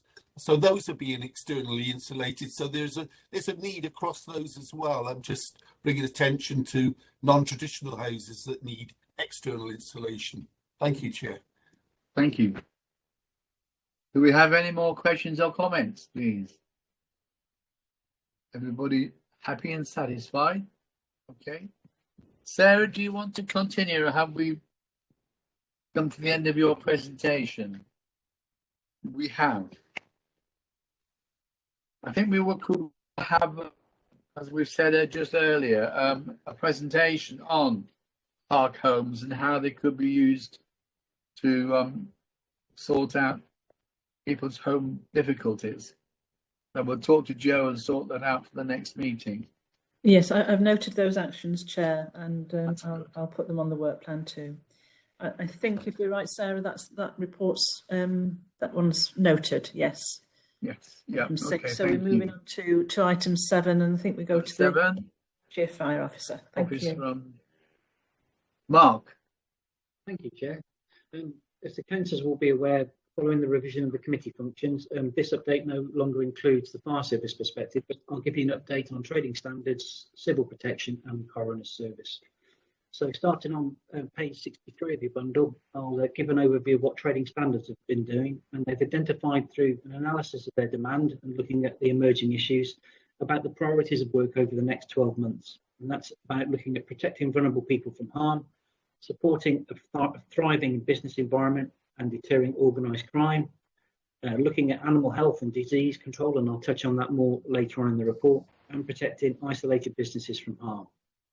And as we go through the course of these meetings over the year, I'll hopefully bring you an update in respect of each of those areas to give you some more depth of knowledge and awareness. In terms of brief background, the department actually equates to about 16.5 staff, has a net budget of 870,000, and it has a delegated responsibility to enforce consumer protection and animal welfare legislation on behalf of the County Council. It also has a primary objective to work with businesses of all descriptions to achieve their compliance, and we only escalate or take enforcement action when it's absolutely necessary through statutory notices, prosecutions, or where we recover the benefit of crime. Now, following the previous council meeting, you will remember that Councillor Hale and Tracy raised a number of concerns and points regarding animal health and welfare, so I thought it'd be helpful to perhaps focus in that area and give you some more detail as to what trading standards do to respond to those specific questions. So trading standards have a responsibility for animal health and welfare across the county. Legislation sets on a statutory basis for a local authority to monitor animal health and welfare. And within Gloucestershire, which is a two-tier authority, this is divided between ourselves and the district council. And it generally falls into two camps, one being pets and livestock. And through the district councils, they provide dog wardens, they cover pet sales, breeding licences, and licensing the use of live animals at public events. And whereas the County Council has a responsibility for monitoring the health and welfare conditions of livestock at all places where farm animals are kept, all whilst they're in transit. The only exception to this being where it is in regards to horses, and because it requires quite specialist knowledge, we have an arrangement with the RSPCA that provides support on those areas. Now, in terms of farm inspections, what that covers is it looks at the conditions where animals are kept, including their feeding and provision of water. It also looks at the storage of those animals if they're kept indoors, and also when they're put out to pasture. Trading standards also covers the examination of buildings, the use of land that's made available to accommodate animals, and to store animal feed as well. It also looks at animal identification, and that becomes particularly relevant when we talk about the next areas, which is around mortality figures, around the disposal of deceased animals, and ensuring that any carcasses that die on the farm are immediately removed to prevent predation, and also to stop the carry forward of disease or illness. It's quite important as well that we have adequate record keeping, and that's where the animal identification comes into play, because that's where we can track the animal's movement very much from its birth until its death, whether that's into the natural causes or whether that's into the food chain. We also look at the monitoring and use and recording of veterinary medicines to ensure adequate withdrawal periods are adhered to, and we look at how that medicine is obtained and stored, and we monitor and check compliance with disease control measures, particularly around tuberculosis. So moving on, the other area we look at is livestock markets and abattoir inspections, where we focus on ensuring animals are fit for sale and they're also fit for transporting. And then turning to vehicle inspections, we focus on the condition of the vehicle and that the animals that are being transported are fit to be transported and that the vehicles are adequately cleaned and disinfected between each use. As you would expect, trading standards work very closely with DEFRA, and we have a responsibility for disease control and animal welfare. Within the county, we have just over 3,700 livestock farms. We have 5 premises that are identified as abattoirs or slaughterhouses. We have 1 livestock market, and we have 33 animal haulers. So you can see there's quite a great deal of work for the department to oversee. And we also have a key role in dealing with any outbreaks such as we had in 2001 when we had foot and mouth. And in this respect, trading standards are responsible for ensuring that the County Council has effective disease contingency plans, that we can respond rapidly and effectively to any outbreak of disease. And this was recently demonstrated where we had an outbreak of avian influenza at Slimbridge wetlands. That required the team to respond quite quickly to make sure that outbreak didn't spread. In regards to one of the points that previous councillors have previously raised regarding the Forest D concern around sheep, we have a role there, and in the past we've dealt with sheep scab. Keepers of sheep have been required to treat those animals and remove them from the area until they're well. We also, as trading standards, have a key role to play in ensuring the British Isles retain their rabies-free status. That's through ensuring that the transport of animals, particularly pet dogs, is adequately covered, and we make sure that where there are issues, that these pets are removed and placed in quarantine. Over the last year, though, our proactive inspection work has significantly curtailed, though due to COVID, for reasons you'd understand. But where there have been concerns, we have, where necessary, gone out and inspected. We've generally tried to resolve it remotely, but where there's been a risk of to the animal welfare or the spread of disease, we have responded accordingly. And over the last year, we've dealt with over 9,500 incidents, and within the report is a breakdown of what those incidents involve.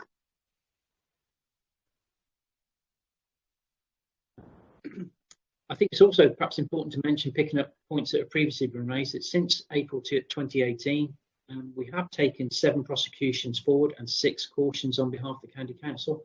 This is related to 7 individuals, the majority were previously known to us, and 3 of whom have been disqualified from keeping at least 1 species of farm animal in the future. So hopefully you can be assured that we do take action where it's absolutely necessary. You also see within the report for trading standards, there is an overview of their performance indicators. There's just a couple to mention of note. Our inspection figures for both animal feed premises and high-risk food premises are lower than we would have anticipated. And this is because actually the performance figures split over the 4 quarters of the year, where actually the work happens towards the latter part of the year, once the animals are removed from pasture and taken into sheds and barns. So it's about doing the inspection when we're going to see the risk or the issues that need to be dealt with.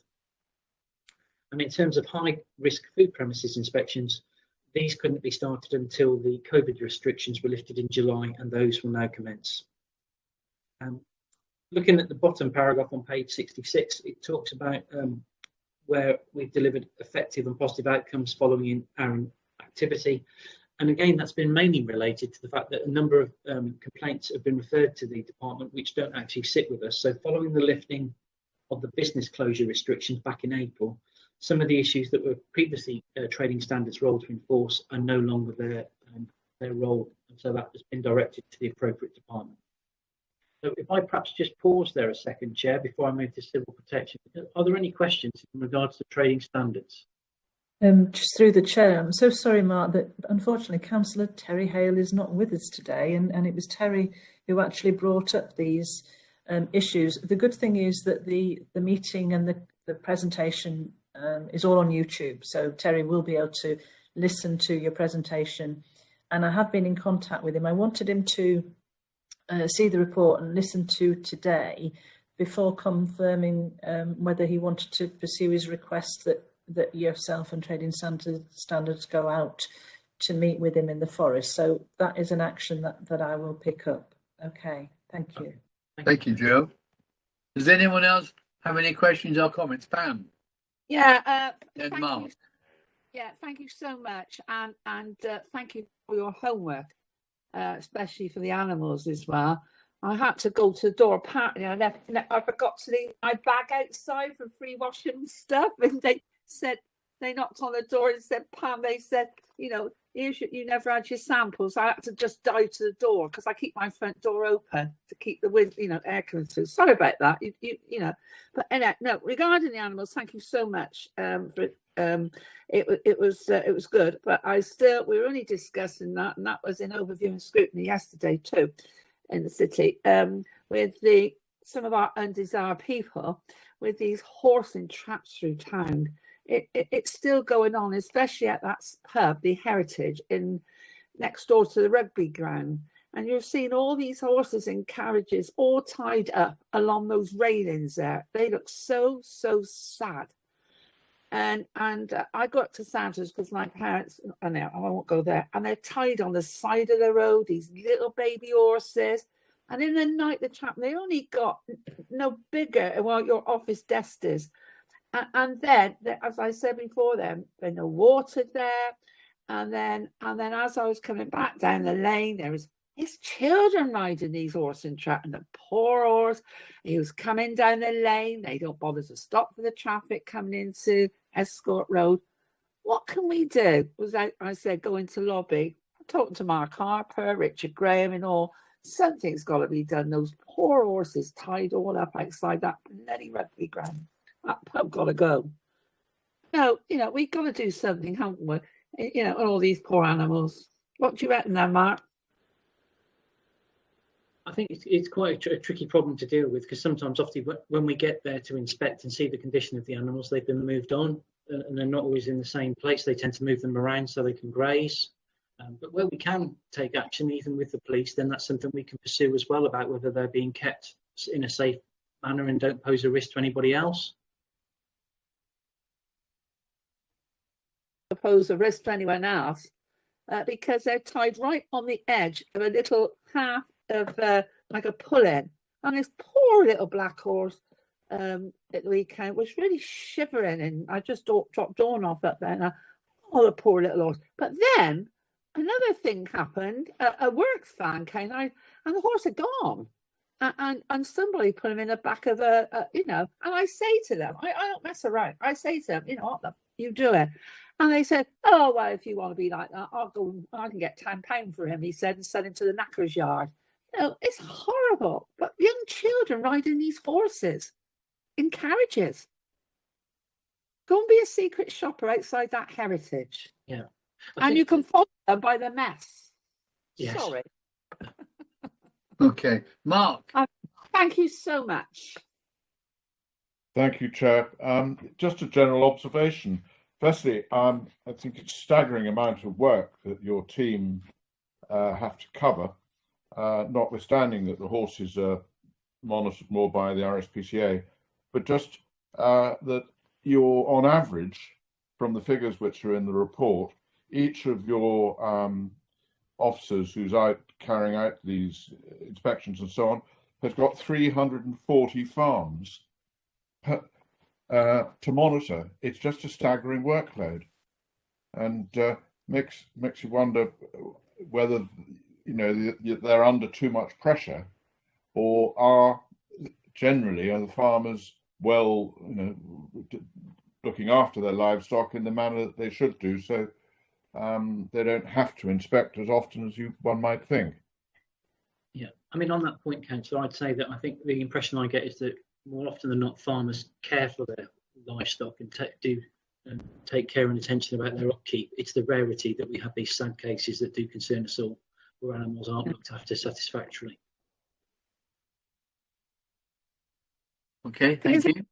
Chair, is there anywhere, perhaps when we go into our fire meetings, whatever, designate somebody just for animals or something, take the burden off? I mean, I can't say farm, I'm firefighter, so, to take the burden from them, because exactly what Mark has just said too, the other man, that it is enormous amount of work now being put onto the fire service, where they all only used to do just fires, etc., and everything else, but all this trading standards and everything else.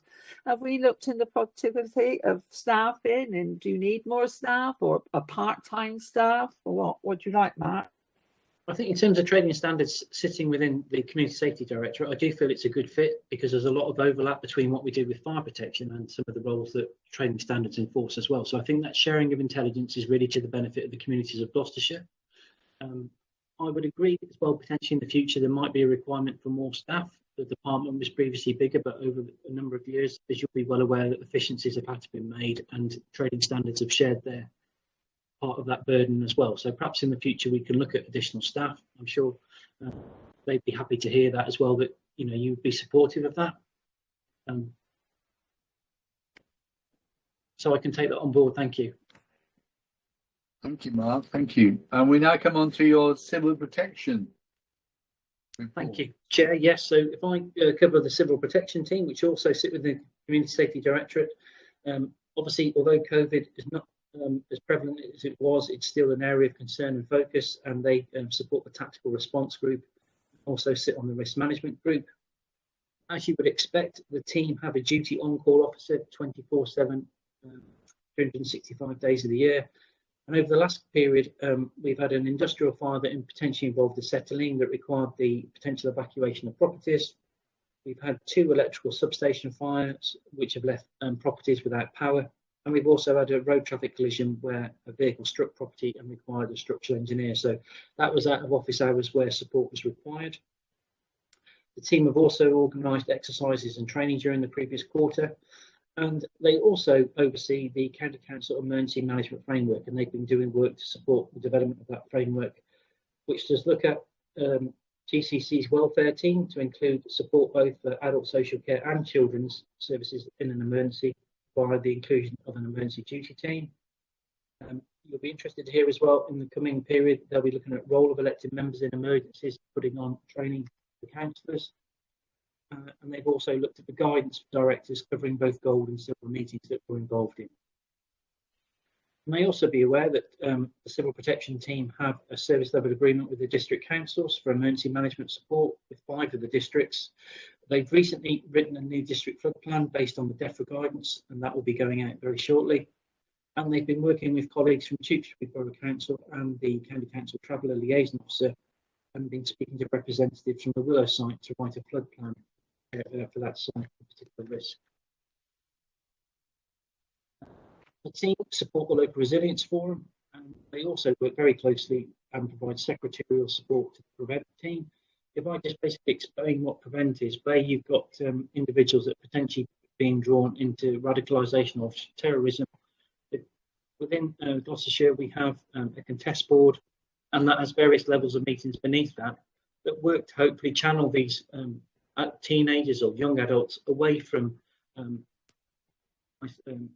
radicalisation and take them into other activities, and they support the work of that group. A great deal of work has been done around business continuity management over the previous period. 12 business impact analyses have been completed, and meetings that have been held with their plan owners, and that's led to the development of business continuity plans under the new corporate format. That work will continue and be ongoing as those plans are revisited and kept up to date. So if I perhaps just pause there again and see if there's any questions reference the civil protection team. Has anyone got any questions or comments? Mark, is your hand still up? Oh, yes, it is by the reaction. Okay. Thank you. Okay.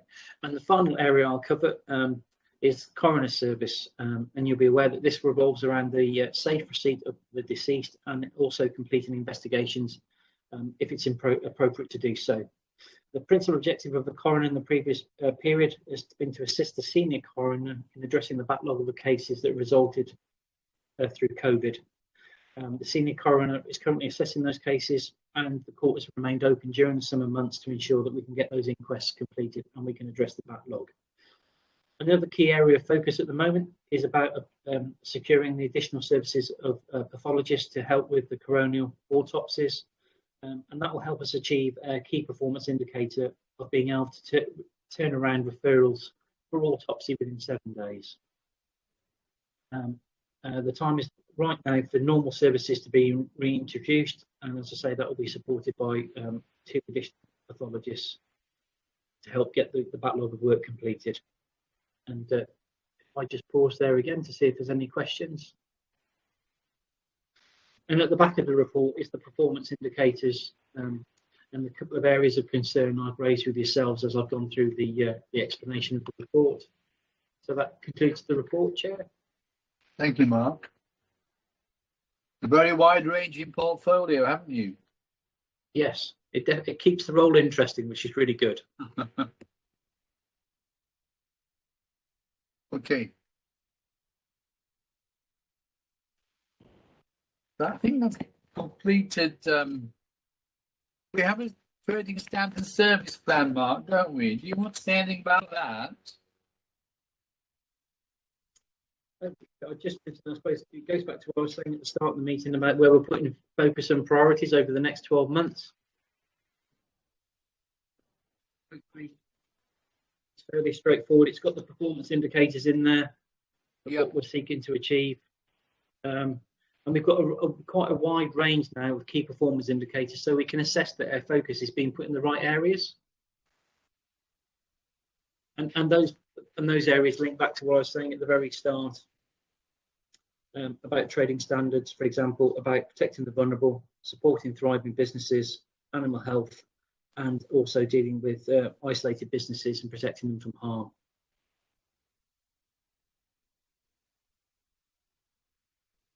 Do we have any questions about the performance indicators?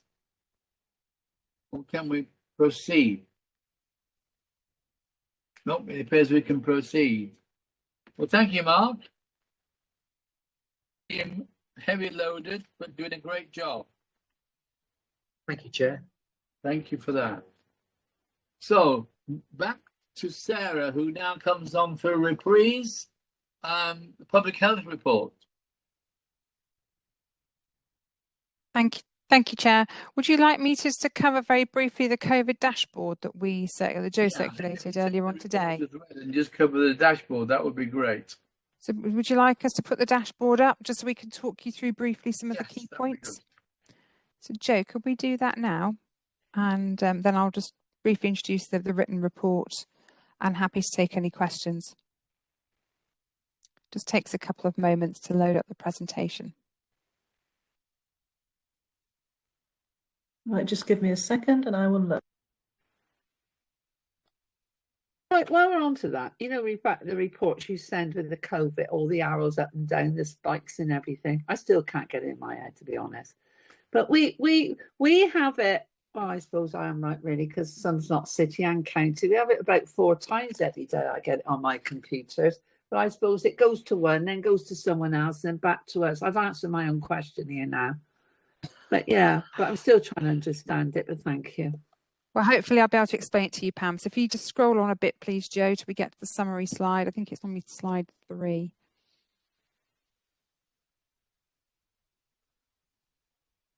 This one here, the early indicators. So we can see here that we're still seeing relatively high relatively high numbers of cases. So 311.6 cases per 100,000. That's quite a lot. Joe, you might just have to expand your screen a bit because we're only seeing part of the picture. Yeah. But that does represent a decrease. So we've seen a decrease over the past week, and we saw peaking after the Euro football in July, but we've also seen increased mixing since we came to the end of the roadmap, and I expected to see a slight increase towards the end of this week, partly because of the mixing. We seem to have a lot of festivals going on last weekend over bank holiday, but also the children are returning to school. And what we've seen in Scotland, where children returned in the middle of August, there has been an increase in the number of cases. So you can see in the bottom that it breaks it down by district, and these are the arrows that Pam referred to. So this fluctuates quite a lot day by day. So, I think we've lost the slide there, Joe. So you can see the Stroud at the top. So Stroud, Forest and Cotswolds are increasing, whereas the more urban areas are showing a slight decrease. But these move about all the time. And we have general transmission in our communities. There isn't anything I can point to like a large outbreak in a workplace or a health and care setting. It's just in our communities. It's predominantly the Delta variant that we know is still there. And we have seen a few deaths in the last few weeks. So that number has gone up really sadly. We are seeing a slight decrease there in the number of positive tests. But when we are our lowest levels, I suppose, in the last 18 months. Our positivity rate, which is in that pink box as the latest 7-day percentage, was down to about 0.1, 0.2. So it has gone up quite a lot, indicating there is a lot of COVID in our community at the moment. So just scroll down, Joe. The next slide talks about testing and cases. So we can see there at the bottom in the middle, you've got the age bands, and the pink bars are women and the blue teal coloured bars are men. So we're still seeing the greatest COVID burden in our younger age group, so particularly the 15 to 19-year-olds. And that would fit because we've seen higher levels of vaccination in our older age groups. But it's important that you can still catch COVID if you're double jabbed. What you shouldn't do is it should reduce the likelihood of you dying or having serious complications from COVID and therefore requiring hospitalisation. You can see in the bottom right hand corner there the green bar charts in terms of the case rate per 100,000 per district, which is a different way of just presenting what we've seen in the table above. So at the moment, Stroud's got the highest number of cases. All districts have been at the top of that graph at one point or another in the last 18 months. So if we carry on then, Joe, just down to the next slide. So this shows our cases, our confirmed cases, by what we call a medium super output area. So this is an area, there's 75 in the county, around 7,500 to 8,000 people in a medium super output area. And the darker the colour, the higher the proportion of cases in that particular area. So you can see in the Stroud area and parts of the Forest and the Cotswolds, there's a much darker orange. And at the top there, you can see that average age is 33.2. At one point, that was about 68.8 at the peak of the first peak. So we're definitely seeing the younger age group bearing the burden of COVID at the moment. In the next slide then, Joe, please. This is our death registration. So this shows the first and second and then the third wave. We saw much higher rates of death in the first wave, as we know. And the bars, the colours of the bars are determined whether people died in the community. And the community can be a hospice, a care home, or their own home. And the hospital is obviously a hospital, acute or a community hospital. And we're seeing, certainly in the second wave, far higher numbers of people dying in hospital. And at the moment, just at the very end, we've seen the most recent deaths in a hospital setting. Next slide, please, Joe.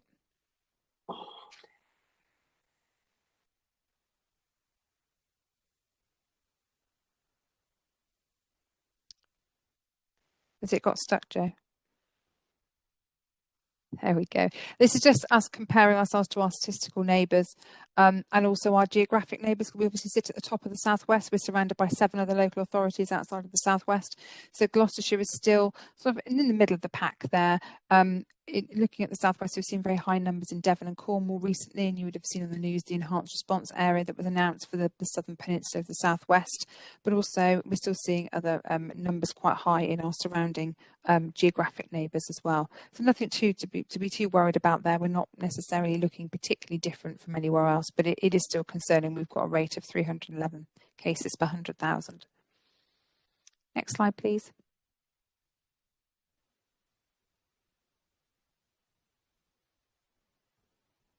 Oh, and that brings us to the end of the presentation. And these are just the data, the definitions. So I'm happy to take any questions on the data, or I can just go through the written report, Chair, as you wish. Does anyone have any questions or comments to make to Sarah? Could I just ask? Kate's hands up. Kate's hands up. Yep, and Mark. Let's go to Kate first then, please. Thanks, Sarah. It's just a quick question really about those who've fallen through the net. So I do know a couple of people who were invited but declined to have a jab. It seems to be that they're quite frightened because lots of their friends reacted badly, particularly to the first jab, as you sort of mentioned earlier.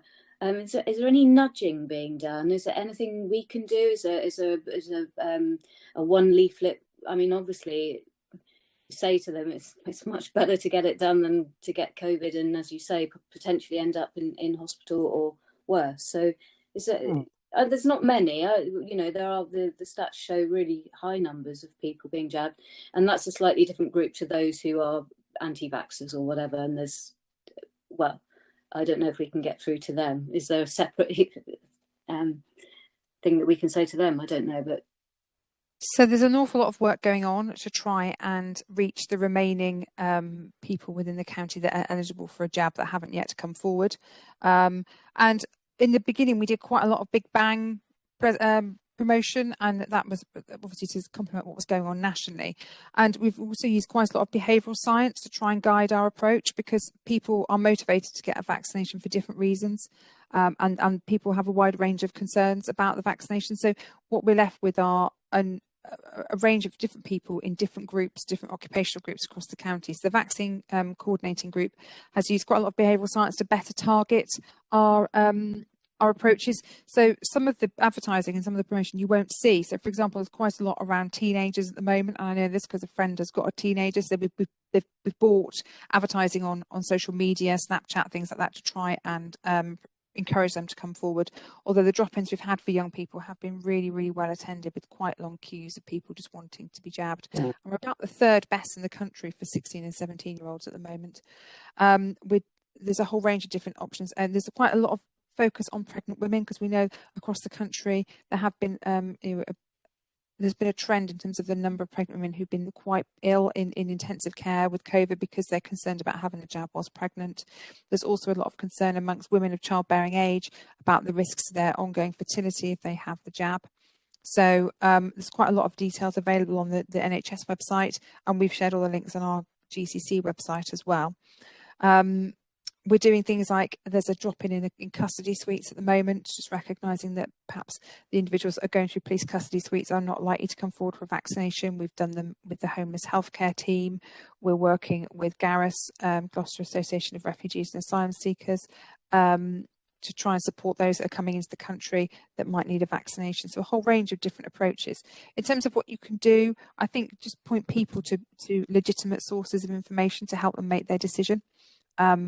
The NHS website's got lots of information, and also quite a lot of information to help you understand some of the anti-vax literature that's coming out, which now looks very professional, very persuasive. And so I just encourage people to get your advice in the right place. Don't listen to Facebook or Twitter. Go to a reputable source and make an informed decision as to whether you want the vaccination or not. And it's relatively common to have a reaction to your first immunisation. But the flu jab, you can have mild flu-like symptoms. It doesn't mean you've got the flu. It means you're mounting a good immune response. So people are sometimes worried about going to get that second jab, and that's the second jab is so important to get the immunity that we know you need. So I'd really encourage them to go back to the second one. If they've refused, they can ring their GP practice, look online for the walk-ins. They can just turn up. I mean, we will jab anyone at the moment, just trying to get our numbers up. So it doesn't matter if you've previously refused it. So we now have Mark, followed by Lisa. So the facts and figures.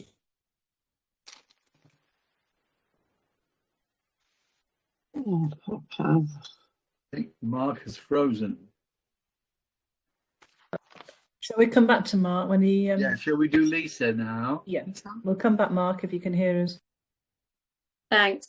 I was just going to ask about what we've seen in the news recently about delays to the flu vaccine, and whether that's of concern to us here in the county, and also about any news or whether you know anything about any third boosters, especially for those, apparently, again, according to media reports, those who were first vaccinated, who tended to be the older age groups, when the vaccine programme started last December. Whether we know yet whether that is going to be happening, and whether we'll be offering a third COVID booster vaccine. I think so I don't lead the vaccination process. That's led by the NHS locally. So technically, the scrutiny of the vaccination process sits in HOSC. And my understanding is that we're awaiting an announcement about whether there'll be a booster campaign or not. And in terms of flu, was it the question around availability of the flu vaccine? Yeah, there's been lots in the media about, delays due to lorry drivers and stuff like that. Are you concerned about that, or are you happy that we get delays every year. There's always one issue or another with availability of flu vaccine, and what the pandemic has done is drive up demand for the flu vaccination, which is really good. So in primary care, our GPs are amazing. They mount like a military operation every year to vaccinate people. So I'm confident that they'll be able to do that again, and they're extremely flexible in how they do that. So I think we've got a joint session with HOSC next year, so it might be helpful to pick up some of the output of that vaccination campaign there, Chair. I don't feel appropriately briefed on that because actually it's a health service issue, so I wouldn't want to give you the wrong information. We're certainly having some updates, I think, possibly at the November and January HOS meetings, and then culminating in the joint meeting in March. So I think if you've got an interest in this particular area, just look and focus on the papers from HOSC and maybe those meetings. Thank you. Thank you. Mark, are you with us? It appears not. Sadly, I think we might have lost him. Yes. We can always bring him back in when he returns. Okay, no more questions or comments unless Mark makes a miraculous appearance. Okay, thank you. Thank you, Sarah. So you finish your presentation? Yeah, and just to briefly talk you through the written report in your packs under agenda item 8. Yep. So this is a bit of a mixture of things from the public health agenda. We've just brought you a few quick updates. So the mental health support for children and young people sits between a whole range of different committees, because obviously the Children's Scrutiny Committee are interested in this. Public Health Commission, some mental health and wellbeing support for young people, and of course so do the NHS, so that falls under HOSC. So it felt appropriate to bring it because I'm asked a lot about mental health and wellbeing and the impact of COVID, but recognising some of the questions I might not be able to answer because they're NHS questions. So what we've got there is an update. In summary, from all the modelling that we've been involved with, we think there'll be an increase in demand for the next 3 to 7 years for children and young people for mental health services.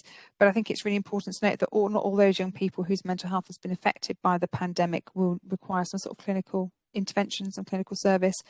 Some may find it improved just by going back to school and their normal activities and reconnecting with friends and social networks. And some may benefit from some more support in the community. So there's an awful lot of work going on, and the report talks about some of the support that's available for young people. The report also introduces the concept, and I think we've raised this before, of anchor institutions. So we introduced this concept in the 2019 Director of Public Health Annual Report. And an anchor institution is typically a large not-for-profit organisation that's really deeply rooted in its community. So local authorities can be anchor institutions, local NHS trusts, universities, and they're organisations that are just not going to move from where they're based. And so we're rooted in our community. And so our ability as a large organisation, as an employer, as a landowner, in terms of our assets, our buying power for goods and services, but also our ability to deliver social value as well is quite significant. So we could do a lot of good for our communities. So the Health and Wellbeing Board were particularly interested in the concept of anchor institutions, and we're doing some work with them, and we've agreed some principles. And so the NHS nationally are also interested in what the NHS can deliver as an anchor institution locally. So we're going to focus this year's Director of Public Health Annual Report on anchor institutions and how they can be used to tackle inequalities in health in our communities, and as well as supporting economic growth. So we're going to have a launch in December of the annual report and of our approach to tackling inequalities using anchor institutions. So that's just a brief update for you. There's an update there on the human papillomavirus immunisation programme. There's a change to the vaccination used there, which will have greater impact on this group of individuals that are vulnerable to HPV. So public health has a statutory duty to be assured there are plans in place to protect the health of the population. That includes screening and immunisation programmes. A quick update there on the second part of Dame Carol Black's review of drugs for the country, and came to some really interesting conclusions, and that does obviously have a bearing on our commissioning of drug and alcohol treatment services. We're just awaiting some formal government response from that in terms of how our commissioning may or may not change as a result of that. We talk about children's weight management support. We had a brief chat about weight management and children last time, and there's a brief update there. I think we're bringing a more detailed paper back in the new year about that. An update on the COVID recovery and the move through to the end of the roadmap, and we've got a new contain framework that talks about how we might begin to live with COVID. That still feels like we're working our way through that at the moment, and what does living with COVID actually mean in terms of the work required of my team in public health, still working to provide a 7-day-a-week service to investigate outbreaks and ensuring we've got sufficient testing in the county and promoting the uptake of the vaccination. So still quite a lot going on around COVID. It feels very busy. Section 7 talks about what we call COVID prevention grants, and we bring a more detailed update to the next meeting around how we've used the Contain Outbreak Management Fund. So I mentioned a range of different COVID funding streams for adult social care. There have also been a couple that have come to public health to help us support the response to COVID, that have largely paid for staff capacity, but also supported testing, innovative approaches to communication and comms campaigns. And we really wanted to try and support the VCS organisations that have really been so fantastic in supporting our communities throughout COVID. And Section 7 talks about how we've used the Contain Outbreak Management Fund, or the COMF as we call it, to support voluntary community sector, and gives an indication there of the range of different, the types of different grants we've given out on page 91. And then finally, there's a short section on the mandating of COVID-19 vaccinations in care homes, and we've touched upon that already. So I'm happy to take questions. I can hear Steve's, I see Steve's got his hand up. Yeah, thank you. Thank you, Yes. Stephen. Thank you. And then Kate. Yeah, thank you. Sarah, I see under the children's mental health and young adults, the Young Gloucestershire, the Link, Flex and Bounce service. Do we actually procure that, or is that come from the clinical commissioning group? That doesn't come from my team. I think that comes from the children's commissioning team in the county council, but it's not commissioned by my team. But they commission the targeted youth support service through children's commissioning. So I think that's where that sits. And the same with Teens in Crisis as well, the TIP Plus. So Teens in Crisis, I think the contract sits with the CCG, but Public Health puts some money into that. So I think we've just bought a lot more from Teens in Crisis throughout this pandemic, because they have shown to be a really able local provider and have been really flexible. Seem to have really good results.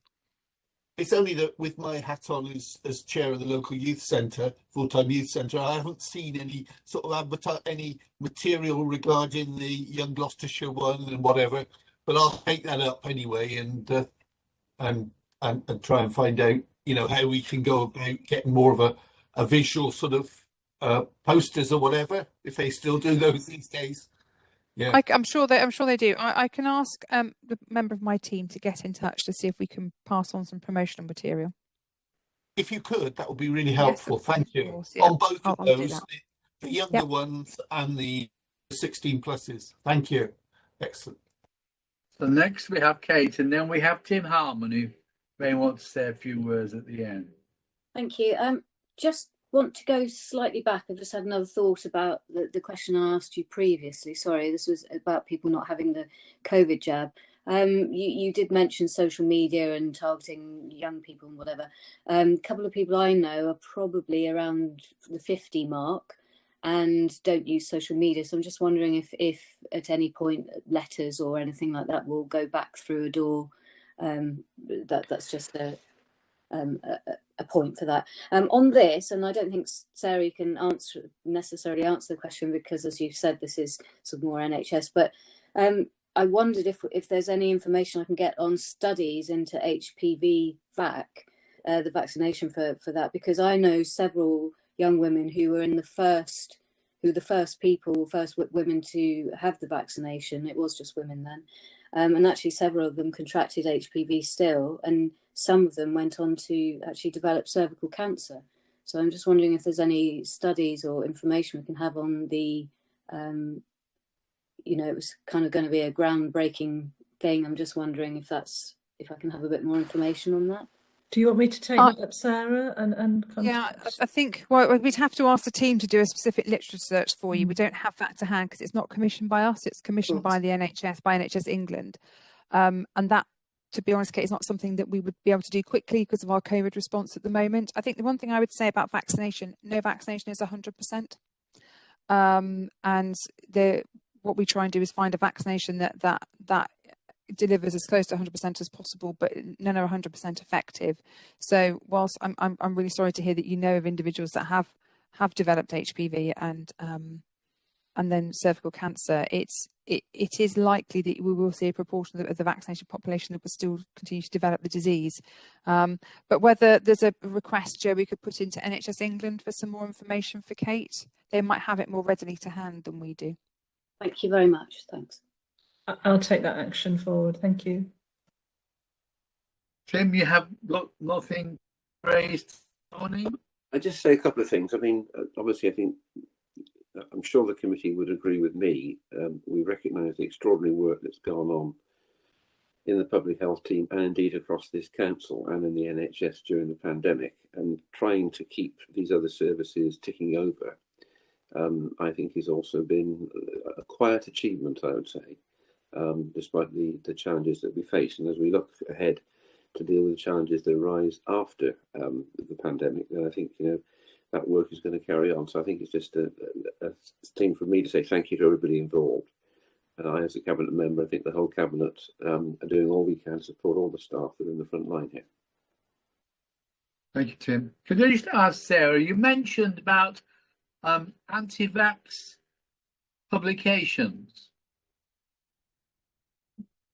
didn't you? Where do they originate from? We don't know, Stephen. I know that colleagues that live in the Stroud district have received things through their door. We're seeing sometimes you see protests, you see perhaps anti-vaxxers gathering near where they think vaccinations are occurring. And I think they can be quite persuasive. Myself and the Director of Children's Services, Chris Spencer, wrote out to all parents via the schools last week, and I've already had a response with someone who sent me a very interesting looking document full of studies explaining why we shouldn't be vaccinating children. Now, I think clearly that decision is not mine to take. It's advice from the Joint Committee on Vaccination and Immunisation and a decision by the Secretary of State and the Prime Minister. But we're always going to have people that do not believe in vaccination, and we've still got the ability to choose whether we're vaccinated or not. But my plea would always be that if you are uncertain, just go to a reputable source to get your information. You might have something that looks quite polished that's posted through your letterbox, but please take the time to sense check that. Look at the NHS information, look at what it's saying, because they've written it in plain English, and it's easily digestible on their website. We've got links on our website, but just do have a look. We don't know where it's coming from. Really concerning, though, isn't it? That people are actually activating. But there's an anti-vax lobby for all vaccinations. We've seen it around MMR for children. It's always there, but obviously these people feel quite strongly. They're entitled to their views, but again, just a plea for people to make an informed choice. Okay, yes, that's true. Okay. I just come in a minute, going back to that, because I've had a trapped nerve and that, and such wood, it's nearly gone. And I went to my orthopath, whatever, and I did say about these vaccines, and he said, I assure you, because his father's a doctor too, he said the manufacturers want still to keep their jobs. And if there was a problem, no way would they, continue making these vaccines. And it is more like 200%. The way he explained it all, because they want to keep their jobs for the next vaccines, what's coming in. But I was told a lot of these vaccines are on hold for many years, and they just add something to it. It's all so much about these vaccines, isn't it? But yeah, you are right, and I think that it's got to be done. But to be honest, touch wood, I've never had a flu vaccine. But yeah. Yeah. Okay. Thank you, Pam. Kate, is your hand up for a fresh question, or is it waving itself about? Waving itself about. Thank you.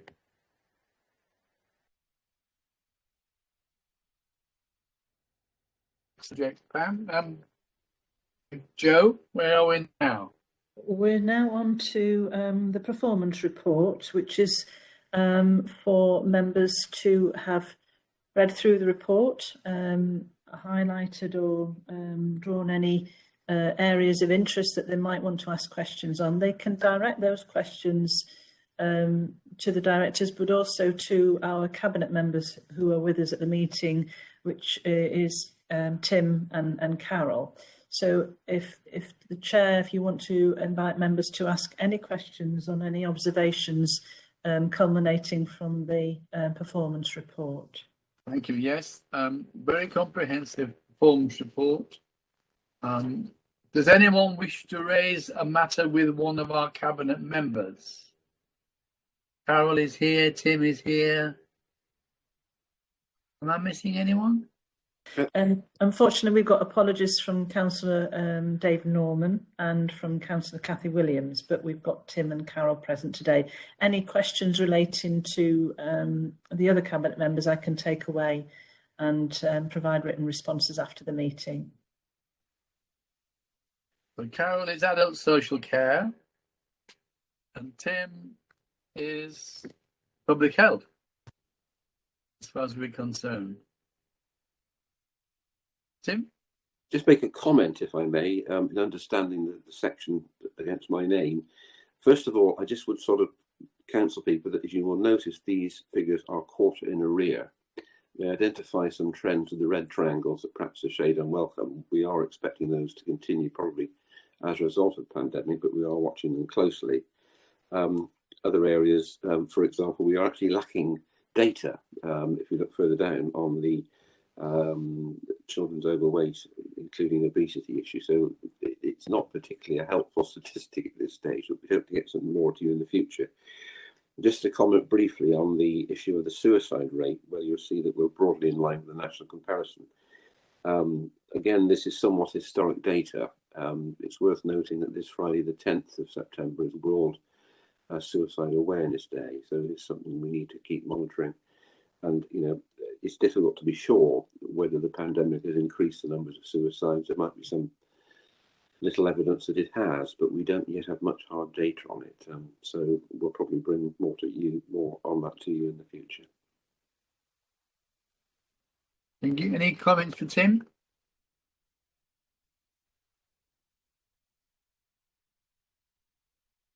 Lance, do you have a lot of red triangle?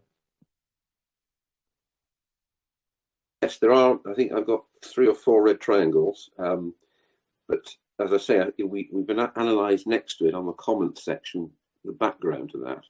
I think some of those trends which are unwelcome are likely to continue for a while, but we will continue to monitor them. I think, to be honest, some of them are not surprising given what we've all been through. Chair, if I may, I think the red triangles relate to drug treatment, and in view of the vulnerability of some of the people in our drug and alcohol treatment services, the decision was taken to retain people in treatment for longer because of the way we were having to work in a COVID safe way. And I think in terms of this data, it relates back to almost, I think it starts in people who finished their treatment in the summer of last year, who then shouldn't be back in treatment for 6 months, and the data is already a quarter in arrears and goes back to about March this year. So it's actually quite old data, but that's the length of time it takes to get someone through the drug treatment program, then wait to see if we've been successful enabling them to move on for 6 months and haven't re-entered a service. I think the other thing to point out around the bottom, where it says the number of customers who've achieved a significant risk factor improvement, that relates to our healthy lifestyle service. One of the key outcomes we wanted to focus on was when we talk about a significant risk factor improvement. A risk factor for it might be stopping smoking, it might be reducing your weight, it might be being more physically active. And we used to depend quite heavily on our Slimming World figures for that. We had a very successful Slimming World on referral scheme from GPs, and we've lost collectively a phenomenal amount of weight through that scheme. And because the Slimming World program had to stop being face to face because of COVID, we've lost a proportion of our successful weight losers, if you like, because the digital offer we know isn't perhaps as good for people who are struggling to lose weight. And we know as a nation we probably put on a little bit of weight during COVID because we've been a bit more sedentary. The weight management program for Slimming World went back to being face to face in June. So next quarter we should see a shift of that particular indicator, because we would have had a whole quarter's worth of activity data from the face-to-face Slimming World intervention. Okay, thank you. Steve, do you have a question?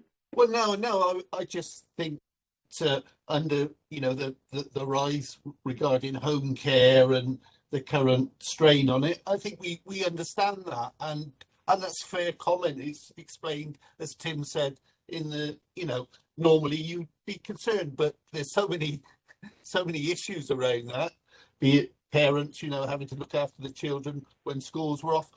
You know, it's quite understandable that that's risen. So I have got no bones about that. Okay, thank you. Kate? Thanks. Yeah, sort of similar to what Sarah was saying, really. A question for Tim. Presumably is a similar thing for the child obesity. If children weren't in school and some of the activities that they enjoy were perhaps not going ahead, but how was that being monitored, or what sort of things were in place to help lower that child obesity epidemic that we have, really? I think it's So it wasn't. Oh, sorry, Tim. Do you want to go ahead? no. I mean, I'll let Sarah come in. I think obviously we do know when the schools were closed, those normal avenues were just not there. Things, you know, were stopped from happening, and I suspect this is something that we were going to take some while to recover from. And you know, the lack of data is obviously one factor. So just to add to that, so we were in a major incident, so we weren't in a position to put in additional services. It just wasn't possible. I think other things were stopped nationally. So we're mandated to run what we call a national child measurement program, and that was stopped because we commission Gloucestershire Health and Care to run that. So they took their clinical staff to support frontline COVID response services. And so we couldn't prioritise, we were told not to prioritise the National Child Measurement Programme. So our data is not even as good as we would like it to be, and that measurement programme has now restarted. So it is one of those, you know, really sad facts about the pandemic, that difficult choices had to be made around what services were able to continue. And we don't have a particular focus on the primary prevention of childhood obesity. A lot of that is done through physical activity in schools, the Daily Mile programme that happens in schools. And of course, if you're not in school, you don't get that. So we are anticipating there will be a problem, and we will see an increase in levels of childhood obesity going forward. And I think, as the paper alluded to, there is an update on our pilot project for children's weight management, and we're just waiting to see if we're going to get permanent funding for that going forward. Thank you. Could I just come back in just to say, on a positive, there may have been some benefits with lockdown, with a lot of people walking, and there was a huge uptake, 91 or 191%, I think it was, in Gloucestershire, of cycling. And also a lot of people sort of finding nature and the outdoors for the first time. So there might be actually some benefits. I mean, it depends on the group and the parents and all sorts of, it's a very complex subject, isn't it? It's not, you know, it's not all down to what the schools, well, for schools to be able to help. It's we need to get through to parents as well. But there are some really positive stories about people finding nature reserves and just going to parks and things that they'd not done before. So maybe there are some new and good habits there as well. So there could be some positives. I'm sure you're right. Yes, far more people walking the countryside than previously. Carol. Hello. Hello. I was just reflecting on the statistics. I think it just shows how inappropriate statistics are at some points. I mean, I think I can assure members that Cabinet and myself and Tim in particular are monitoring these numbers as they come through, but more specifically talking to the agencies and the officers about what it actually means in the communities. So some of the dilemmas about the numbers, as we've already iterated, it has been that they're out of date, or they're not full, or they're only partial truths. So please be assured that Tim and I are very much on the case about monitoring these, but we're looking at source data, and we're talking to people, and we're talking to officers who are dealing with it. So I would anticipate that as we move out of a reactive phase for COVID, we'll have more opportunity to actually deliver more appropriate performance indicators to the committee. Yes. Was it Mark Twain that said lies, damn lies and statistics? I think it was. Yes.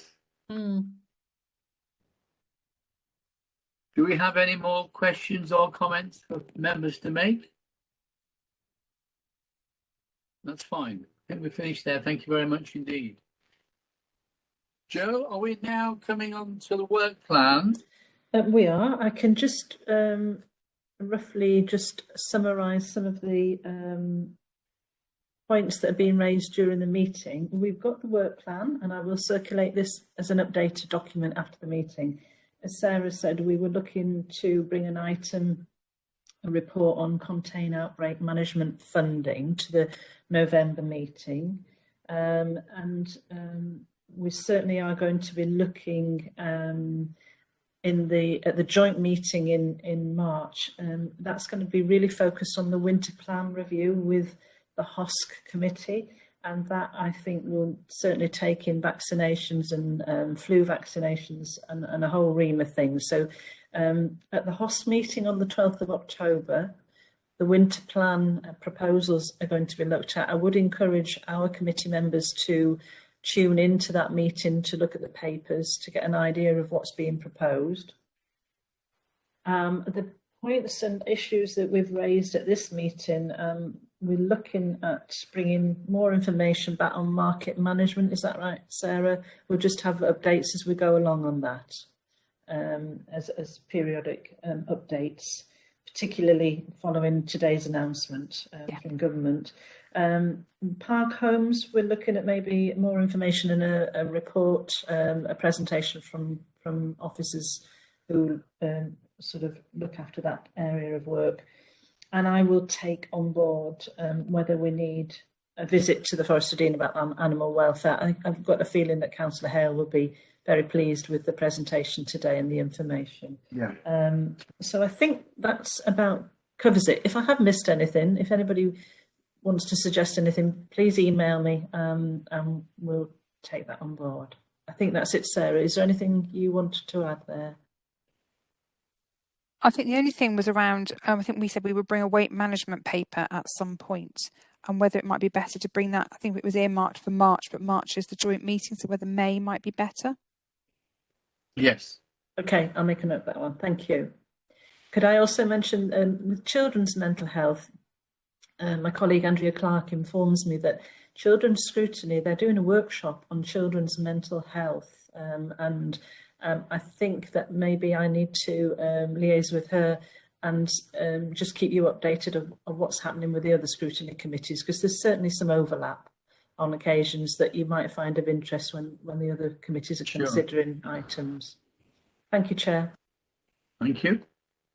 And finally, dates of future meetings. Our next meeting is the 9th of November. So we've got a couple of months, then 25th of January, and then we do the joint meeting on the 8th of March. Okay, thank you. Thank you. Thank you all very much for sticking through today's agenda. It's been once again superbly interesting and also has pointed direction to the future. So thank you very much. Have a good afternoon in the sun. Thank you. Thank you.